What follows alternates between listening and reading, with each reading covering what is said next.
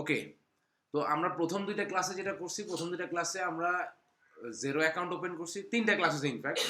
Zero account open করছি, second ক্লাসে আমরা সেটিংস করছি, থার্ড ক্লাসে আমাদের কম্পোনেন্টগুলো আপলোড করার কথা।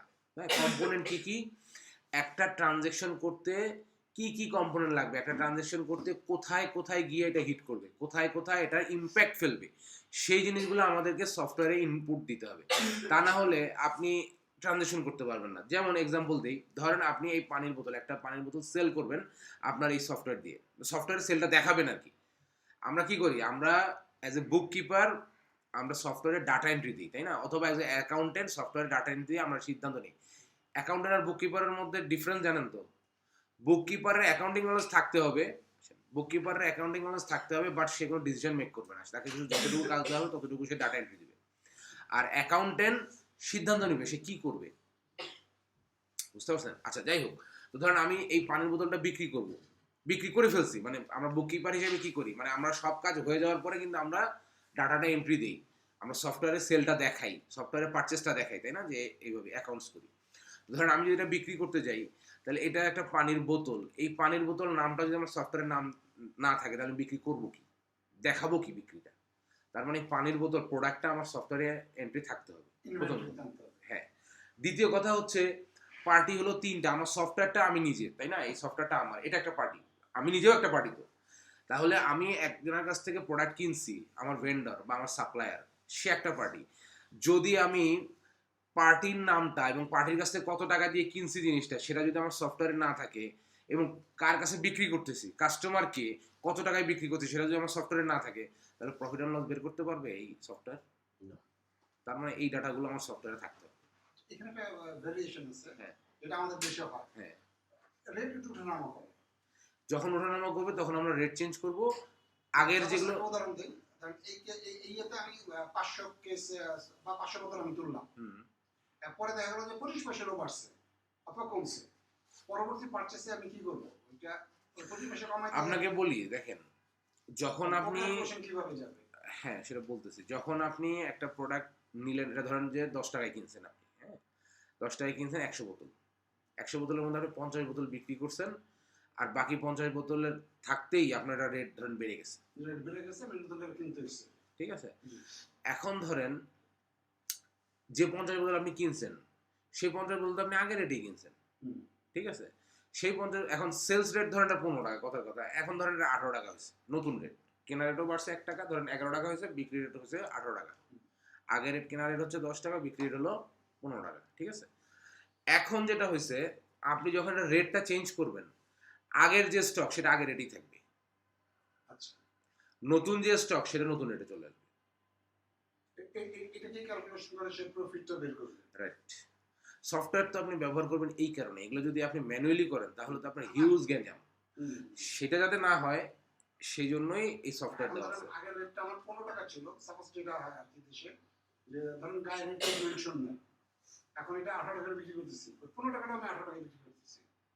না না না, সেলস, হ্যাঁ না, সেলস তাই হবে, যখন আপনি এটা সেলস করবেন তখন আপনি 15 টাকাটা 18 টাকাটাই বিক্রি করছেন, তখন আমার প্রফিট মার্জিনটা বেড়ে যাচ্ছে, রাইট। আমি পুনরায় যখন সেলস বসাবো, আচ্ছা ভাই, আপনাকে আমি একটু বলি, আপনি যেগুলো প্রশ্ন করতেছেন এটা হচ্ছে অ্যাডভান্স লেভেলের প্রশ্ন, মানে আমরা এখন ওই লেভেলে যাই নাই, স্টুডেন্ট আরো আছে, তো আমরা একটু আগায় নেই, আপনার প্রশ্নের উত্তর আমি কয়েকটা ক্লাস পরেই দিব, মানে ওই লেভেলটাতে একটু পৌঁছাই নিই। আচ্ছা, তো এখন যেটা হচ্ছে কি, যে আমি এখন বেসিক লেভেলে যেটা বলতেছি সেটা হচ্ছে যে এই বোতলটা যদি আমি বিক্রি করতে যাই, তাহলে আমার ভেন্ডর লাগবে, কার কাছ থেকে কিনছি, কত টাকায় কিনছি, তারপর আমার রেট কত, আমি একটা পার্টি, আর একটা পার্টি লাগবে যার কাছে আমি সেল করবো, তাই না? তার কাছে কত টাকায় সেল করবো, এবং এই যে টোটাল বিষয়গুলো আমি ঘটাচ্ছি, কিনতেছি, বিক্রি করতেছি, আমার কাছে স্টক আছে, এগুলো ইম্প্যাক্ট কোথায় কোথায় ফেলবে? ইম্প্যাক্ট ফেলবে আমার এক্সপেন্সে, এক্সপেন্স হেডে ইম্প্যাক্ট ফেলবে না, টাকা কিনতেছি না টাকা দিয়ে। তারপর এই যে প্রোডাক্ট আমার এখানে আসতেছে, আমার ইনভেন্টরি অ্যাসেটে ইম্প্যাক্ট ফেলবে না? এগুলো কি? এগুলো হচ্ছে চার্ট অফ অ্যাকাউন্ট, তাই না? Expense chart of account, inventory asset chart of account, যখন আমি সেল করব তখন আমার ইনকাম বাড়বে, ইনকাম কি? Chart of account. তার মানে একটা ট্রানজ্যাকশন করতে গেলে যে যে কম্পোনেন্টগুলো লাগবে, ফার্স্ট অফ লাগবে হচ্ছে আপনার ট্যাক্স। আমরা বাংলাদেশের মতো চিন্তা করে এখানে সফটওয়্যার কাজ করতে পারবো না, বাইরে প্রতিটা ট্রানজ্যাকশনে একটা করে ট্যাক্স রেট অ্যাড করতে হবে আপনার। আপনি ইনফ্যাক্ট যখন ক্লায়েন্টের কাজ করবেন তখন প্রতিটা ট্রানজ্যাকশনে একটা করে ট্যাক্স রেট অ্যাড করতে হবে। সেটা যদি 0% ট্যাক্স হয় তাও অ্যাড করতে হবে, নো ভ্যাট হলেও অ্যাড করতে হবে, কিছু না কিছু আপনাকে ওখানে দিতে হবে। ওকে, তার মানে আমি যদি কিনি, পারচেস ট্যাক্স হোক বা সেলস ট্যাক্স হোক, আমাকে অবশ্যই সেটা অ্যাড করতে হবে। এটা হলো এক নাম্বার। যে এই ট্যাক্সের রেটটা গত গত লাস্ট ক্লাসে দেখাইছিলাম না? ওকে, তাহলে ট্যাক্স গেল। ট্রানজ্যাকশনে ট্যাক্স লাগবে অবশ্যই, গেল। এরপর লাগবে চার্ট অফ অ্যাকাউন্ট। একটু আগে যেটা বললাম, যখন আমি পার্টির কাছ থেকে কিনবো, আমি টাকাটা খরচ করতেছি, এক্সপেন্স অ্যাকাউন্টে আমার ওই টাকাটা যাইতে হবে না? তাহলে চার্ট অফ অ্যাকাউন্টটা আপনার এখানে আছে কি নাই, কিভাবে অ্যাড করবেন, যদি ভুলভাল থাকে তাহলে কিভাবে ঠিক করবেন, এগুলো আপনাকে জানতে হবে না? আচ্ছা, যদি আপনার এটা প্রোডাক্ট আসে ইনভেন্টরি অ্যাসেটে, এখন ইনভেন্টরি অ্যাসেট বলে কি জিনিস আপনি বুঝেনি না, বা ইনভেন্টরি চার্ট অফ অ্যাকাউন্ট আপনি জানেন না, তখন আপনার জন্য সমস্যা না? তো চার্ট অফ অ্যাকাউন্টটা এখানে কি কারণে লাগবে সেটা আমরা তো বুঝলাম, এবং সেটা এখানে অ্যাড করবেন কিভাবে সেটা আমরা দেখব। তারপরে দেখব কি পার্টি। পার্টি বলতে এখানে যেহেতু এটার নাম হচ্ছে কন্ট্যাক্ট। হ্যাঁ, কুইকবুকে দুইটা নামই আছে, সাপ্লায়ার এবং কাস্টমার দুইটা নাম আছে, বাট জেরোতে একসাথে বলে কন্ট্যাক্ট।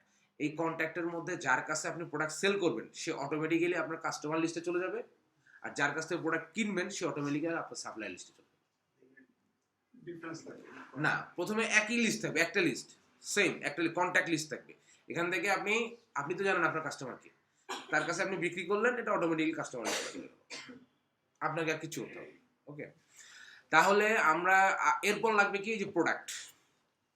এটা না থাকলে আপনি বেচবেন কি আর কিনবেন কি, তাই না? এটা আপনার সফটওয়্যারে জানা থাকতে হবে। তার মানে এই যে টোটাল বিষয়গুলো, এগুলো আমরা কাগজে কলমে সবই জানি, কিন্তু এটা আমাকে সফটওয়্যারকে জানাইতে হবে। ওকে, তাহলে আমরা আজকে সবগুলো কম্পোনেন্ট অ্যাড করা দেখব। নেক্সট ক্লাস থেকে আমরা ট্রানজ্যাকশনে চলে যাব। ট্রানজ্যাকশনটা কিভাবে করবো, কারণ এই জিনিসগুলো না থাকলে আপনি ট্রানজ্যাকশন করতে পারবেন না। ক্লিয়ার? আচ্ছা, এখন আসেন, আমি লাস্ট ক্লাসে কি ভিডিও দিছিলাম? ভিডিও দিইনি। আচ্ছা, তাহলে আমি ট্যাক্সটা একটু ছোট্ট করে একবার দেখাই নিই। লাস্ট ক্লাসে আমি তো এক্সপ্লেন করছি, আমি ছোট্ট করে দেখাই নিই, তাহলে এই ভিডিওতে আপনাদের কাছে থেকে যাবে জিনিসটা। ওকে, লাস্ট ক্লাসটা তো ঠিক মতো করাতে পারিনি, চার্জার আনিনি, যার কারণে ভিডিও দিইনি, এটা দিব। আচ্ছা, এখন দেখেন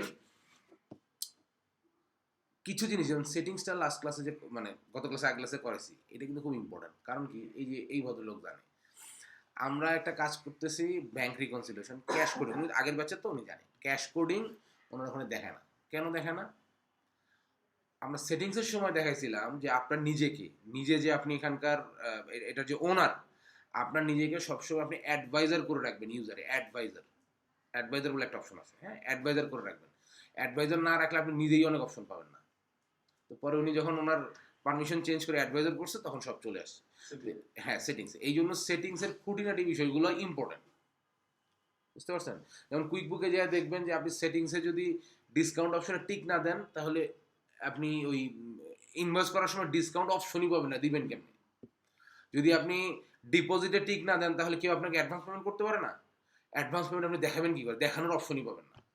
আবার আরেকটা হচ্ছে যে আপনার ইনভয়েসের যে চেহারা, পিডিএফ ফাইল যেটা থাকবে, সেখানে যদি আপনি ডিসকাউন্টে টিক না দেন, ডিসকাউন্ট দিবেন ঠিকই, কিন্তু ডিসকাউন্টটা শো করবেন ইনভয়েসে, বুঝছেন? তো যার কারণে সেটিংসটা খুবই ইম্পর্টেন্ট, কারণ আপনার এই সেটিংসের উপরে ওই রেজাল্ট নির্ভর করবে। ওকে, তো আমি এই দুইটা আগের যে দুইটা ক্লাস, হ্যাঁ প্লিজ। আচ্ছা, আগের যে দুইটা ক্লাস, যেটা অ্যাকাউন্ট ওপেনিং এবং সেটিংস, এই দুইটা আপনাদের ক্লাসের ভিডিও প্লাস রেফারেন্স ভিডিও সব আমি আজকে আবার দিব। দরকার পড়লে দুইটা ক্লাসের ভিডিও আপনি আবার দেখবেন, দেখার পরে আজকের ভিডিওটা দেখা শুরু করবেন। ওকে, বলেন। ওই অ্যাকাউন্ট ওপেনিংটা হচ্ছিল না, ওই দিন আমি বাসা থেকে ট্রাই করছিলাম, জেরো অ্যাকাউন্ট ওপেনিং হচ্ছে না, অ্যাকাউন্ট অ্যাড হচ্ছিল না। আপনার এখানে যেই মেসেজটা দিচ্ছিল আমার কাছে সেম মেসেজটা দিচ্ছিল। ওই যে দুইটা অ্যাকাউন্ট একসাথে ওপেন, এরকম কিছু? একটা অ্যাকাউন্টে আমরা অ্যাড করতে পারতেছিলাম না, অ্যাড নিচ্ছিল না অ্যাকাউন্টটা। মানে এই যে এই ড্রপ ডাউন থেকে ব্যাংক অ্যাকাউন্ট, হ্যাঁ, ও ব্যাংক অ্যাকাউন্ট, জি ব্যাংক অ্যাকাউন্ট অ্যাড নিচ্ছিল। আচ্ছা, না ওইটাতে প্রবলেম ছিল কি, ওইটা আমাকে বলতেছে যে দুইজন অ্যাডমিনিস্ট্রেটর একসাথে লগ ইন। হ্যাঁ, ওই প্রবলেমটা আমি পর ধরতে পারছি, এখন নিবি। ওকে, তাহলে আমরা চার্ট অফ অ্যাকাউন্ট কোথায় পাবো? চার্ট অফ অ্যাকাউন্ট পাবো হচ্ছে আমরা এই নেভিগেশন প্যানেলে, এই জায়গাটাকে বলে নেভিগেশন প্যানেল। হ্যাঁ, এই নেভিগেশন প্যানেলের অ্যাকাউন্টিংয়ে গেলে অ্যাডভান্স। ওকে, এই অ্যাডভান্সে গেলে আমরা এখানে দেখেন চার্ট অফ অ্যাকাউন্ট পাবো। এই যে এখানে দেখেন ম্যানুয়াল, জার্নাল সহ অনেক কিছু আসছে না, এগুলো আসছে কিন্তু নিজেকে অ্যাডভাইজার হিসেবে সিলেক্ট করার কারণে। যদি অ্যাডভাইজার না করতেন তাহলে এই বাম পাশে কিছুই থাকতো না, শুধু ফিক্স অ্যাসেট থাকতো। ওকে, তাহলে এখানে দেখেন আমরা অ্যাকাউন্টিং থেকে অ্যাডভান্সে আসলাম, অ্যাডভান্সে আসলে এখানে পাবো চার্ট অফ অ্যাকাউন্ট। ওকে, এই chart of chart of account আমরা ট্যাক্সটা আগে দেখব। আচ্ছা, এই যে ট্যাক্স নিচেই, হ্যাঁ, ট্যাক্স রেট বলা আছে, এই ট্যাক্সটা ওপেন করি, ক্লিক করলাম। এখন দেখেন যেগুলো এখানে লক করা আছে জেরোতে, যেগুলো লক করা আছে সেগুলো আপনি ডিলিট করতে পারবেন না। এগুলো হচ্ছে আমার এই কোম্পানিটা কোন দেশের, ইউকের। আমাদের যে ডকুমেন্ট অনুযায়ী কোম্পানিটা ইউকের, আমি ইউকেতেই সিলেক্ট করছি, যার কারণে এই যে দেখেন 20% এখানে দেখতেছেন 20% VAT on expense, 20% VAT on income.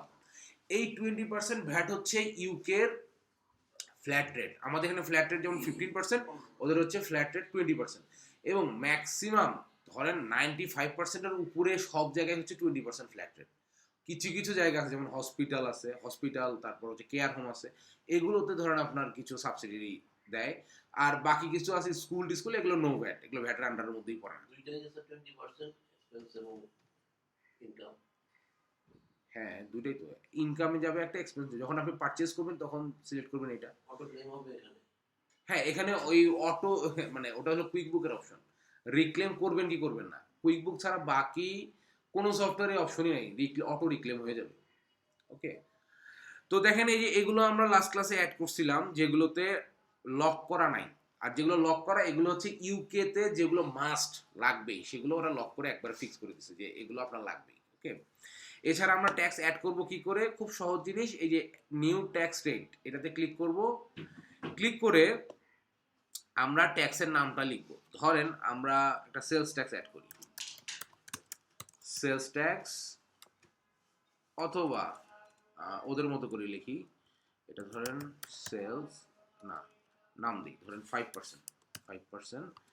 এটা কিন্তু আমরা আমাদের মতো করেও লিখতে পারি, যেহেতু জেরোতে যে ফরম্যাটে লেখা আছে আমি সেই ফরম্যাটে লিখতেছি। হ্যাঁ, এখানে লিখলাম আমি ভ্যাট অন সেলস অথবা ভ্যাট অন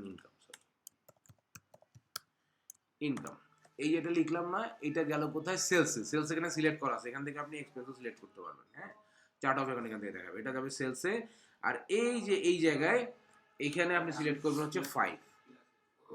ওকে, কারণ এখানে আপনি, এটা হলো নাম, এটা ডিসপ্লে নেমে দেখাবে, বাট অ্যাপ্লাই হবে কিন্তু এইটা। তো আপনি যদি এখানে 5% দেন আর এখানে ধরেন ভুল করে আপনি দিয়েছেন 15%, মনে করেন সেভ করে ফেলছেন, সিলেক্ট করবেন অ্যাড ট্যাক্স সিলেক্ট করবেন হচ্ছে 5%, অ্যাপ্লাই হবে কত, 15%। এটা যে কোনো সময় এডিট করা যাবে, বাট যে কটা করে ফেলুন ওই কটাতে ভ্যালু দেবে। যার কারণে এটা একটু সাবধানে করবেন, যাতে এখানে ডিসপ্লেতে কি লিখতেছি আর এখানে কি দিচ্ছি যাতে সেম থাকে। ওকে, আর এই যে ট্যাক্স কম্পোনেন্ট, এখানে শুধু ভ্যাট লেখা আছে, এটা যদি কারো ফাঁকা থাকে ভ্যাট বা ট্যাক্স কিছু একটা লিখে দিলেই হবে।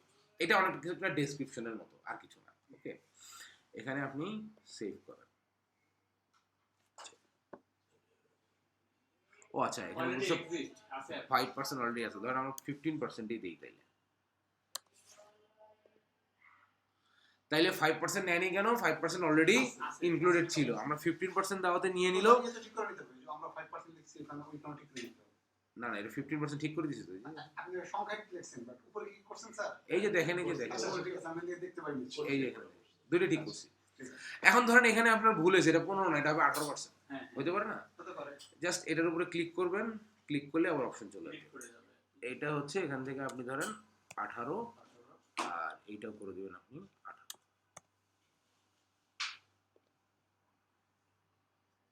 ওকে, এটাকে একবারে মুছে দেওয়া যায়, ডিলিট করে দেওয়া যায়। হ্যাঁ, ডিলিট করে দেওয়া যায়। এই যে এখানে টিক দিবেন, টিক দিয়ে এই যে এখানে ডিলিট, তাহলে শুধু এটাই ডিলিট হবে। হ্যাঁ, ওকে, তো আমরা ট্যাক্স কিভাবে অ্যাড করব দেখলাম। আপনারা যেটা করবেন, বাসায় গিয়ে মোটামুটি 5-7-10টা ট্যাক্স অ্যাড করে ফেলবেন শেখার জন্য। 2%, 2.5, মানে এটা লাগবে কি লাগবে না পরে, বাট আপনারা 7.5, 13, 15 এরকম 22, 25 অ্যাড করবেন। ফেরোনের মতো প্রতি 15 মিনিট পর পর ডিলিট দেওয়া। অ্যাড করবেন, তাহলে যেটা হবে কি আপনার ট্যাক্স অ্যাড করবেন। আচ্ছা, এখানে দেখেন আমরা যে এখানে লিখছি 18% ভ্যাট অন ইনকাম, হ্যাঁ, এই নামটা আমরা এইভাবেও দিতে পারতাম। ধরেন আমি 19% একটা অ্যাড করি, 19%, অথবা এইভাবে না, এইভাবে লিখি সেলস ট্যাক্স 19%, আমরা কিন্তু এইভাবেও দিতে পারতাম। বুঝতে পারছেন? সেলস ট্যাক্স 19% মানে এই যে এখানে আপনি সিলেক্ট করবেন এইখানে, এটা কিন্তু 19% সেলস ট্যাক্সে অটোমেটিক ঢুকে যাবে। ওই ইনকাম আর সেলস ট্যাক্স সেম জিনিস। আপনার জিনিস হচ্ছে যে এইটা, ধরেন এটা যদি সেলস ট্যাক্স না হয়ে পারচেস ট্যাক্স হয়, তাহলে আমরা এখানে সিলেক্ট করব হচ্ছে এই লকডাউনে যেগুলো আছে এগুলো কি ফিক্সড থাকবে? হ্যাঁ হ্যাঁ, ওগুলো ফিক্সড থাকবে। মানে টাইমের মধ্যে একুরেটটা থাকতে হবে সবকটা একই। এখন ধরেন এই যে পারচেস ট্যাক্স যেখানে সিলেক্ট করলাম, পারচেস ট্যাক্সটা আমরা কখন অ্যাপ্লাই করব? যখন আমরা কোনো কিছু কিনবো, তাই না? পারচেস করব, এক্সপেন্স করব। তাহলে এইখানে দেখেন আমরা যদি জেরোতে ওরা যেভাবে লিখছে সেভাবে লিখি, তাহলে ধরেন এটা হচ্ছে 19%, এখানে দিতে পারি আমরা ভ্যাট অন এক্সপেন্স। এখানে কিন্তু সিলেক্ট করতে হবে পারচেজ, আদারওয়াইজ এটা কিন্তু ভ্যাট অন এক্সপেন্স কাজ করবে না। এখানে যা সিলেক্ট করবেন সেই ভ্যাটের মধ্যে ঢুকে যাবে। তার মানে আমাদের ভ্যাট আছে দুই রকম, একটা হলো সেলস আর একটা হলো এক্সপেন্স, এর বাইরে জেরোতে কিছু নাই। তার মানে আপনি এখানে যখনই আপনি এক্সপেন্সের উপর ভ্যাট দিবেন বা পারচেজের উপর ভ্যাট দিবেন, তখন আপনি কিন্তু এখানে পারচেজ সিলেক্ট করে নিতে হবে। ওকে, আর অথবা আপনি যদি এটা এইভাবে না লিখে এইভাবে লেখেন সেলস ট্যাক্স আর একটা হচ্ছে পারচেজ ট্যাক্স, এটা ধরেন 19%, এইভাবে লিখলেও হবে। বুঝতে পারছেন? যে যেভাবে লিখেন কোনো সমস্যা নেই। ওকে, এই পাশে 90%। হ্যাঁ এখানে হলো 19% বসাই দিতে হবে। সেটা আমি আপনাকে সেভ করতেছি। আপনারা এইভাবে সেভ করুন, ভুল হোক সমস্যা নেই, বাট কাজটা করবেন। ভুল না হলে তো শেখা যাবে না। স্যার আরেকটা জিনিস যে লক করা আছে না যেগুলা, হ্যাঁ, আগের ক্লাসে যে ইনপুট দিছিলেন, আগের ক্লাসে আমি ইনপুট দেইনি, এই লক করাগুলো অটোমেটিক সিস্টেম থেকে ছিল। এগুলো আপনি ডিলিটও করতে পারবেন, এগুলো এডিট করা যাবে হয়তো বা, হ্যাঁ এডিট করা যাবে, কিন্তু এগুলো আপনি ডিলিট করতে পারবেন না। লকগুলো কি করা যাবে? ঠিক আছে, এডিট করা যাবে, ডিলিট করা যাবে না। ফিক্সড এগুলো fixed। হ্যাঁ এগুলো থাকবে।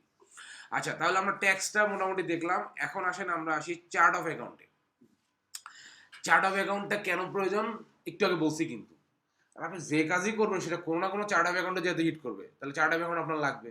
এখন যে চার্ট অফ অ্যাকাউন্টে আপনি হিট করবেন, ধরেন আপনার একটা এক্সপেন্স অ্যাকাউন্ট দরকার, ধরেন আপনার ট্রাভেল অ্যাকাউন্ট একটা দরকার, ট্রাভেল অ্যাকাউন্ট এখানে সিস্টেমে নাই, ট্রাভেল অ্যাকাউন্টটা আপনার এখানে অ্যাড করতে হবে না? না করলে আপনি ওই খাতে, মানে ওই চার্ট অফ অ্যাকাউন্টে ওই খাতে আপনি খরচ দেখাবেন কি করে?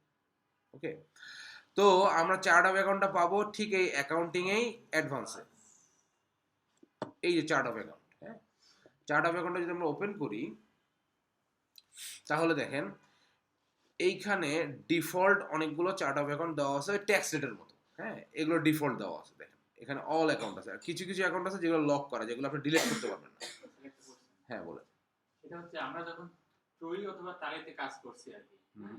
সফটওয়্যারে, আমি মনে করেন যে এখানে যেটা দেখাচ্ছেন যে আমার আগে ক্রিয়েট করে তারপরে যাইতে হবে এরকম, যে একটা আমরা মানে এন্ট্রি দেওয়া নাই, যে আমি বোতল পারচেজ করছি, আগে বোতলটা এন্ট্রি দিইনি, সফটওয়্যার ঢুকাইনি হুম, চার্ট অফ অ্যাকাউন্টের মধ্যে। হ্যাঁ কিন্তু এরকম হয় না, যখন আমি পোস্টিং দিতে গেছি, যেমন জার্নাল পোস্টিং দিলাম তখন ক্রিয়েট করে নেব এরকম কি এটা option আছে? এটা আছে, এটা যখন পোস্টিং দেখাবো তখন দেখাবো।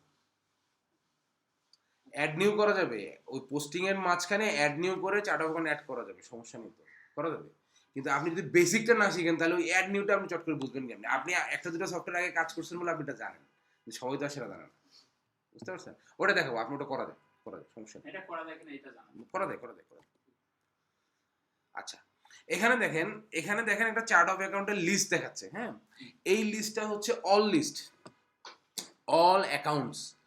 এখানে দেখেন, এখানে যতগুলো ও ডিফল্ট দিয়ে রাখছে ওই যে ট্যাক্সের মতো, ভ্যাটের মতো, সে সবগুলো অ্যাকাউন্ট এখানে দেখাচ্ছে। হ্যাঁ, এইগুলোর মধ্যে আবার ভাগ করা আছে কয়টা বলেন তো? 5টা: asset, liability, equity, expense, revenue.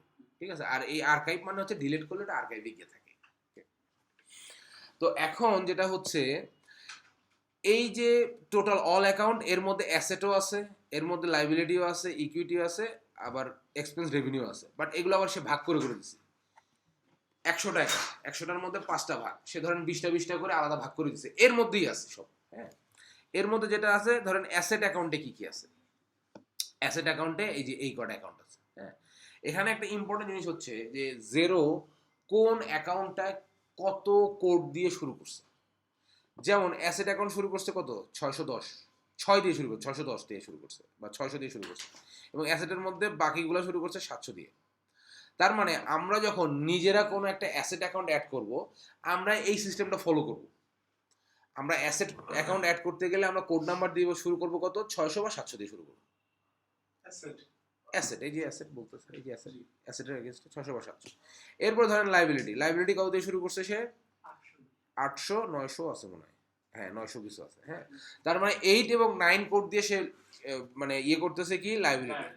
তার মানে আমরা যখন কোনো লাইবিলিটি অ্যাকাউন্ট অ্যাড করব, তখন আমরা সিস্টেমের মধ্যে থাকার চেষ্টা করব। কারণ কি, আপনি যদি ধরেন একটা লাইবিলিটি 2 দিয়ে করতে চান, করতে পারবেন, কোনো অসুবিধা নেই, কিন্তু তখন কিন্তু আপনার এলোমেলো হয়ে যাবে। আমার পরে খুঁজে পাইতেছে। হ্যাঁ, কারণ আপনার এটা একটা সময় যায় কি, যখন একটা কাজ করবেন একটা সময় আপনার মুখস্থ হবে লাইবিলিটি, মানে আপনি তখন কোড খুঁজবেন হচ্ছে কত, 800 বা 900। কিন্তু আপনি নিজে যদি ধরেন যে এর মধ্যে আবার 200 300 ঢুকাই দেন, তখন কিন্তু আপনার জন্যই বেজাল হয়ে যাবে। ওকে, আচ্ছা এরপরে দেখেন ইকুইটি কততে আছে, ইকুইটি আছে 900। লাইব্রেরি তো 9 দিয়ে শুরু। না, এখানে আবার ও ইয়া করছে, দেখেন লাইবিলিটি কোনটা 9 দিচ্ছে, হ্যাঁ লোন, এগুলা আলটিমেটলি আপনার লাইবিলিটি। তো এখন এগুলা কি কারণে করছে, দাঁড়ান, ট্যাক্স লোন, আচ্ছা লোন গুলাকে সে করছে হচ্ছে 9 দিয়ে। এইটা বোধহয় একটা, এটা আমি ক্লিয়ার না, আমি জাস্ট ধারণা করতেছি যে লোন বলেন বা ইয়ে বলেন, এটা নেয় কে আসলে, ব্যাংক না না মালিক ছাড়া নেয় কে, মালিক তো লোন নিচ্ছে বাট কিস্তি দিচ্ছে না না এটা ইয়ে দেওয়াটা না, নেওয়াটা না নেয় কে, বিজনেসটা সরাসরি নিতে হবে, মালিক থেকে নেয়, তাই না? তো এটা হয়তো বা 9 দেওয়ার, এই লোনের ক্ষেত্রে 9 দেওয়ার কারণটা হচ্ছে মালিক থেকে নেওয়া, মানে আলটিমেটলি ওটা ইকুইটির আন্ডার লাইবিলিটি হওয়ার কথা। এটা তো স্যার ক্রেডিটর থেকে নিচ্ছে, লেখা যাচ্ছে লোন। কোনটা? ওই যে 900। লাইবিলিটি 900 থেকে বোধ হয় 950 পর্যন্ত আছে, আর 60 থেকে লোন দেখাচ্ছে any money that has been provided from a creditor. না না, আমি ওটা বলি নাই। আপনি ওইটা ক্রেডিটর মানে আপনি যার কাছ থেকে লোন নেন, লোনটার মাধ্যম কি, মালিকের সিগনেটরি ছাড়া আপনি লোন নিতে পারবেন? বিজনেস আপনার যত বড়ই হোক। আমি বলতেছি কি যে এটা আমি কনফার্ম না, বাট আমি ধারণা করতেছি যেহেতু এখানে মালিকের একটা ইনভলভমেন্ট আছে এই যে এই কটা লোনের ক্ষেত্রে, এই কারণটা 9 দিয়ে শুরু হতে পারে। ওকে, তো দেখেন, আচ্ছা এইটা একটা ডিফারেন্ট কেস। নর্মালি দেখেন ইকুইটি শুরু হচ্ছে কত দিয়ে, 900 দিয়ে। এক্সপেন্স দিয়ে শুরু হচ্ছে কটা, এক্সপেন্স শুরু হচ্ছে কটা দিয়ে, 300 এবং 400 হচ্ছে এক্সপেন্স, হ্যাঁ। আর রেভিনিউ সেলস রেভিনিউ এটা শুরু হচ্ছে 200 দিয়ে। ওকে, আর এই আর্কাইভ মানে যদি আপনি কোনোটা ডিলিট করে দেন, তাহলে এই আর্কাইভে গিয়ে থাকবে, এটা কিন্তু পার্মানেন্ট ডিলিট করা যাবে না চার্ট অফ অ্যাকাউন্ট। হ্যাঁ, এখান থেকে আবার রিট্রিভ করা যায়, এখান থেকে আবার এই যে রিস্টোর, এখানে টিক দিয়ে রিস্টোর করা যায়, হ্যাঁ। আচ্ছা, তো এখন দেখেন এখানে আমার দেখাচ্ছে অল অ্যাকাউন্ট, এই যে ভাগ করা করা দেখলাম, এগুলো সবগুলো এখানে আছে, ঠিক আছে। এখন ধরেন আপনার একটা চার্ট অফ অ্যাকাউন্ট দরকার, এইটা চার্ট অফ অ্যাকাউন্ট কখন দরকার, যখন আপনি অ্যাকাউন্ট ওপেন করবেন, তাই না? তো অ্যাকাউন্ট ওপেন করার পরে, অ্যাকাউন্ট ওপেন নর্মালি কখন করবেন, যখন আপনার ক্লায়েন্ট হবে নতুন, উনি নিজে ধরেন আগে কুইকবুক ইউজ করতে, এখন জেরো ব্যবহার করবে, তাহলে আপনার ওই ডাটাটা মাইগ্রেট করে এখানে নিয়ে আসতে হবে। ওনার কুইকবুকে যে কটা চার্ট অফ অ্যাকাউন্ট ছিল, ওইটা উনি এক্সেলে এক্সপোর্ট দিল, দিয়ে আপনাকে পাঠাইলো। এখন ধরেন উনি এক্সপোর্ট দিয়েছে ধরেন 100 অ্যাকাউন্ট বা ধরেন 50টা অ্যাকাউন্ট, সেই 50টা অ্যাকাউন্ট তাকে আপনাকে এখানে অ্যাড করে নিতে হবে, ইম্পোর্ট করতে হবে না। আসবো, বসেন একটা মিনিট।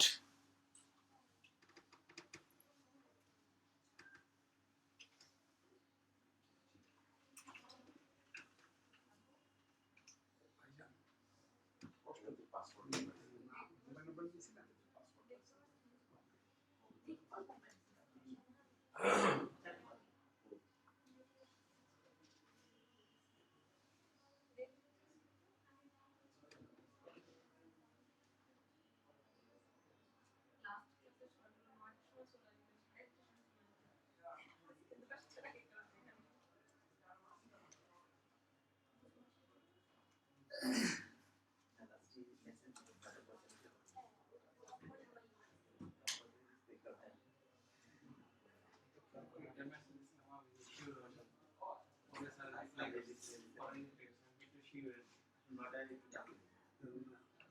মোবাইল নাম্বার রিমুভ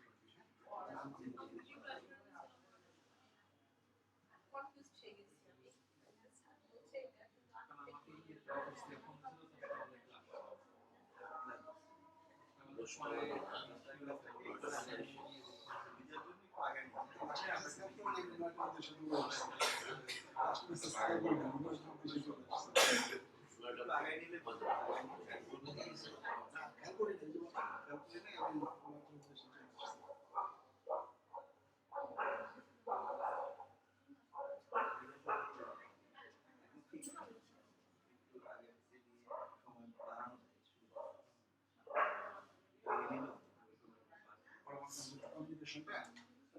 থাকলে ওর জন্য রাখা।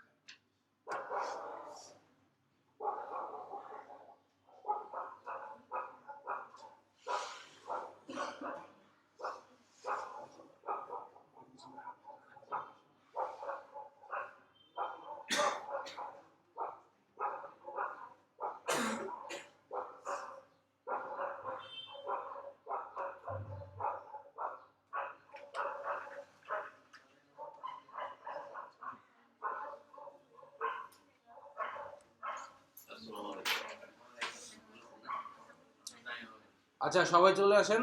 আচ্ছা ওনারা যেটা হয়েছে, ওনারা একটা সিএ ফার্মে জব করেন সবাই। তো ওনারা ওই সিএ ফার্মে জব করার পাশাপাশি এখন ক্লাউড অ্যাকাউন্টিং এর সফটওয়্যারও জানতে চাচ্ছেন। কারণ আসলে মানে সামনে যেটা হবে, সামনে আসলে আপনার সফটওয়্যার ছাড়া কোনো কাজ হবে না। তো ওনাদের এটা, এবং ওনারা অলরেডি জানেন কুইক বুক বা জেরো অলরেডি ওনারা জানেন, কিন্তু একটু ভালো মতো শিখতে যাচ্ছেন আর কি। মানে আমি ওনাদের থেকে ভালো জানি না খারাপ জানি এখন বুঝতে পারতেছি না। এমন হইতে পারে যে আমার থেকে ওনারা ভালো জানে।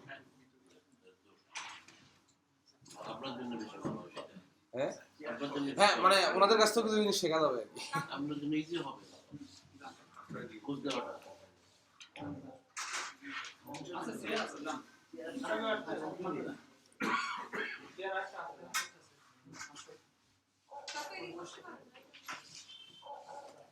ক্লাসে স্টুডেন্ট না থাকলে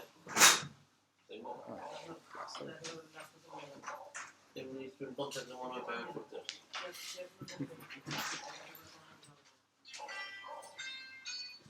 না ওইভাবে অনেকে পছন্দ করে। যেমন ওই রবিবারে দুই ভদ্রলোক, ওনারা হচ্ছে আমার সাথে যোগাযোগ করছে, আমি বলছি যে আমি এটা পারবো না, কারণ দুইজন স্টুডেন্টের দায়িত্ব নেওয়া মানে আমার জীবন শেষ হয়ে যাবে, আমি অন্য কোনো কাজই করতে পারবো না। পরে বলছি দায়িত্ব অফিস নেই, আমি শুধু এসে ক্লাসটা করাই দিয়েছি। ওনাদের 4টা বা 5টা ক্লাসে ওনাদের শেষ হয়ে যাবে। এনিওয়ে, তো আমরা ছিলাম কোথায়? চার্ট অফ অ্যাকাউন্টে, তাই তো? এখন আপনারা বাকিটা মানে যতটুকু মিস করছেন এটা ওই ক্লাসের ভিডিও পেলেই আপনারা পেয়ে যাবেন। হ্যাঁ, তো এখন সফটওয়্যারে আমরা চার্ট অফ অ্যাকাউন্টটা অ্যাড করব কি করে?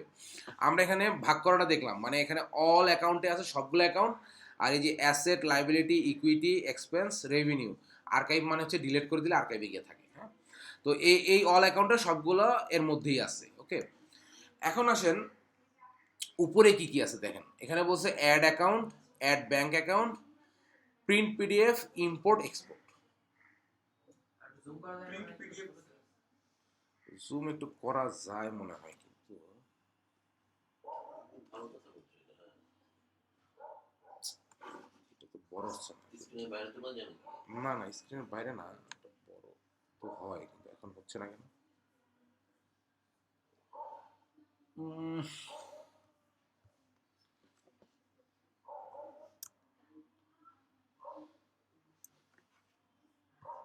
এটাকে তো বড় করছি আমি, হচ্ছে না। এই কই চলে গেল?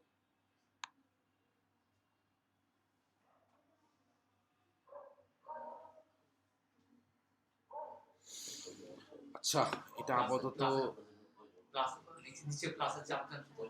কোথায়? এটা না না না, ওইটা অন্য জিনিস। এটা এখান থেকেই বড় হয়। আচ্ছা, আমি বোধহয় কোনো কারণে পারতেছি না। Control plus. Oh yes, thank you.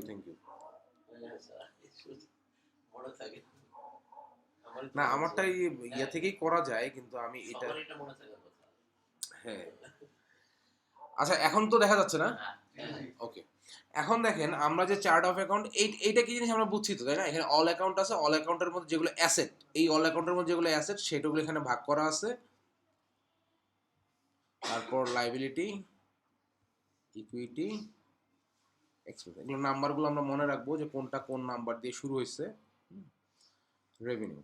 ওকে, এখন যেটা হচ্ছে অল অ্যাকাউন্ট মানে এই অ্যাসেট, লাইবিলিটি, ইকুইটি, রেভিনিউ সবগুলো মিলে আছে অল অ্যাকাউন্টে। ওকে, এখন ধরেন আমার একটা অ্যাকাউন্ট অ্যাড করতে হবে। অ্যাড করব আমরা কোথা থেকে? আমরা আগে আমাদের ডকুমেন্টটাতে একটু ওপেন করে নিই।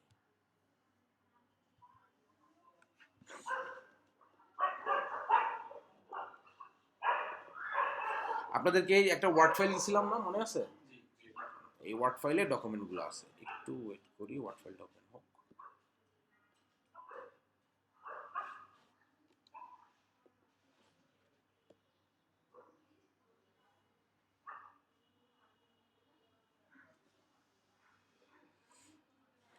আসছো, পুরোনো কম্পিউটার তো একটু দুর্বল, স্লো। এটা কি স্যার আপনার? না, ওইটা আমারটা থেকেও পুরোনো। আচ্ছা দেখেন, এই ওয়ার্ড ফাইলটা আমি আজকে আবার দিয়ে দিব, হ্যাঁ, বাকি যারা আসছেন নতুন সবাই পেয়ে যাবেন এটা, ওকে। আচ্ছা এখানে দেখেন চার্ট অফ অ্যাকাউন্টস লেখা আছে, এগুলো প্র্যাকটিস করতে বলা হয়েছে, এগুলো বলা হচ্ছে যে আপনি এখানে এগুলো অ্যাড করবেন, ঠিক আছে। এখন দেখেন চার্ট অফ অ্যাকাউন্টের মধ্যে এখানে এখানে যে বিষয়টা আছে সেটা হলো, একটা বলছে অ্যাড অ্যাকাউন্ট আর একটা বলছে অ্যাড ব্যাংক অ্যাকাউন্ট। তার মানে ব্যাংক অ্যাকাউন্ট যদি হয়, ব্যাংক অ্যাকাউন্টটার ক্যাটাগরি কি? ব্যাংক অ্যাকাউন্ট বলে যে শুধু ব্যাংক হতে হবে এরকম না, ব্যাংক অ্যাকাউন্ট বলতে যেসব অ্যাকাউন্ট দিয়ে আপনি ট্রানজেকশন করবেন সেগুলো সব যাবে ব্যাংক অ্যাকাউন্টে। এমনকি আপনার যে ক্যাশ ইন হ্যান্ড যেটা থাকে, পেটি ক্যাশ যেটা থাকে, সেটাও ব্যাংক অ্যাকাউন্ট দিয়েই আপনাকে এন্ট্রি করতে হবে। আদারওয়াইজ আপনি যখন এখান থেকে এক্সপেন্স করতে যাবেন এই অ্যাকাউন্টটা আপনাকে শো করবে না। যে কোনো ক্যাশ টাকার সেলটা কি পেটি ক্যাশে যাবে হ্যাঁ, যদি আপনি বা আলাদাভাবে ক্যাশ করবো কোনটা? না না, আপনি যদি ক্যাশ থেকে সেল মানে ক্যাশে ইয়ে পেমেন্ট করেন, ধরেন আপনি পানির বোতল কিনছেন, আপনার অ্যাকাউন্টে আপনি ব্যাংক থেকে দিলেন না, আপনার যে হাতে যে ক্যাশ হয় পেটি ক্যাশ আছে সেখান থেকে দিলেন। তো এখান থেকে যে আপনি সেলটা ওখানে মানে পেমেন্টটা ওখানে দেখাবেন, তাহলে এটা দেখাতে গেলে এটা অবশ্যই আপনাকে এই ব্যাংক অ্যাকাউন্ট দিয়ে এন্ট্রি দিতে হবে, তা না হলে কিন্তু এটা যখন দেখানোর সময় ওই অ্যাকাউন্ট আপনি খুঁজে পাবেন না। কি পেটি ক্যাশ হিসেবে থাকবে না শুধু ক্যাশ হিসেবে থাকবে? এটা আপনি যেভাবে রাখেন, আপনি যে নামে রাখেন সমস্যা নেই। Cash and bank in hand এটা কি ওইটা কভার করে সব? ক্যাশ ইন হ্যান্ড ওটা কুইক বুকের ক্ষেত্রে, এখানে কোনো সমস্যা নেই, এখানে ওকে। তাহলে আমরা অ্যাকাউন্ট পাচ্ছি দুই ধরনের অ্যাকাউন্ট, একটা হলো ট্রানজ্যাকশনাল অ্যাকাউন্ট, যেটা ব্যাংক হোক, বিকাশ হোক, ওয়ালেট হোক, ক্রেডিট কার্ড হোক, যেখান থেকে আপনি টাকা দিবেন বা নিবেন, সেটা অবশ্যই, সেটা যদি আপনার পেটি ক্যাশ হয়, ক্যাশ ইন হ্যান্ড যেটা আছে সেটাও যদি হয়, তাহলে এটা ব্যাংক অ্যাকাউন্ট দিয়ে অ্যাড করতে হবে এই চার্ট অফ অ্যাকাউন্ট। হ্যাঁ, আর এর বাইরে যা আছে সব অ্যাড করবেন অ্যাড অ্যাকাউন্ট দিয়ে, ওকে। আচ্ছা প্রিন্ট পিডিএফ বলতে এখানে যদি আপনি ক্লিক করেন তাহলে এই যে পুরো লিস্টটা এটা পিডিএফ এ ইয়ে হয়ে যাবে, কি বলে এটাকে, ডাউনলোড হয়ে যাবে, হ্যাঁ। এই যে পুরো লিস্টটা আপনি ডাউনলোড হয়ে যাবে, প্রিন্ট করে নিতে পারবেন, এটা একটা অপশন। আর এখানে আচ্ছা আপনি অ্যাড অ্যাকাউন্ট বলতে কি লেজারহেড বোঝাচ্ছেন? হ্যাঁ লেজার লেজার,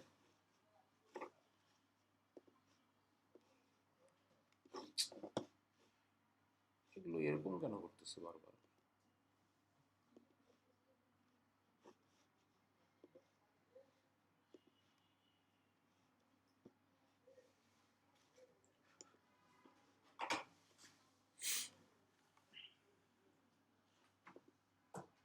আচ্ছা চার্ট অফ অ্যাকাউন্টে এই দুইটা কিভাবে অ্যাড করে এটা আমি দেখাবো, নো প্রবলেম। একটা ইম্পর্টেন্ট বিষয় হচ্ছে সেটা হচ্ছে ইম্পোর্ট এবং এক্সপোর্ট, হ্যাঁ। যদি আপনার বাল্ক ইম্পোর্ট করতে হয়, ধরেন আপনার একটা ডাটা মাইগ্রেশনের কাজ করতেছেন, মানে একজনের আগের একটা কুইক বুক ছিল সে জেরোতে আসবে, তো তার অলরেডি আগের ধরেন যে 100 চার্ট অফ অ্যাকাউন্ট আছে, সেটাকে আপনি এখানে নিয়ে আসবেন। এখন আপনি 100টা যদি ম্যানুয়ালি একটা একটা করে এন্ট্রি দিয়ে যান অনেক সময় লাগবে, এইটাকে আপনি ইম্পোর্ট করতে পারেন। এখন কুইক বুকের ইম্পোর্ট আর জেরোর ইম্পোর্টে একটু ডিফারেন্স আছে, জেরোর ইম্পোর্টটা একটু আলাদা, তো এটা আমরা দেখাবো। আগে দুইটা অ্যাকাউন্ট কিভাবে অ্যাড করতে হয় সেটা আপনাকে দেখাই।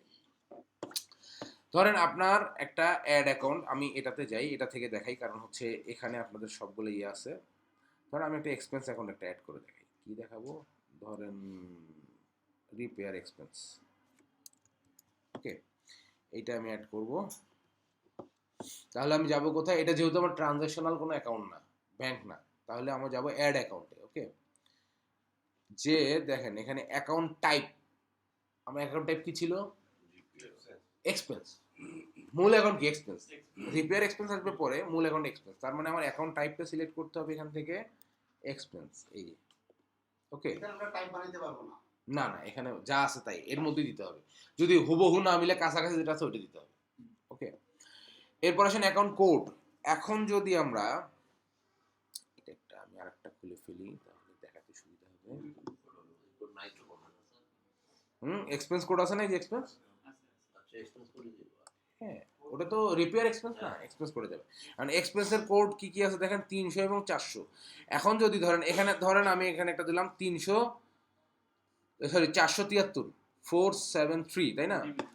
এখন যদি আমি এখানে বসাই 473, আচ্ছা, আর নাম কি ছিল, নাম ছিল এই যে অলরেডি বলতেছে যে এটা অলরেডি আছে। এখন আমি যদি এখানে দেই 474, এখন বলতেছে অ্যাভেলেবেল, তার মানে যেটা অলরেডি আছে সেটা কিন্তু আপনার এখানে কোড হিসেবে নিবে না।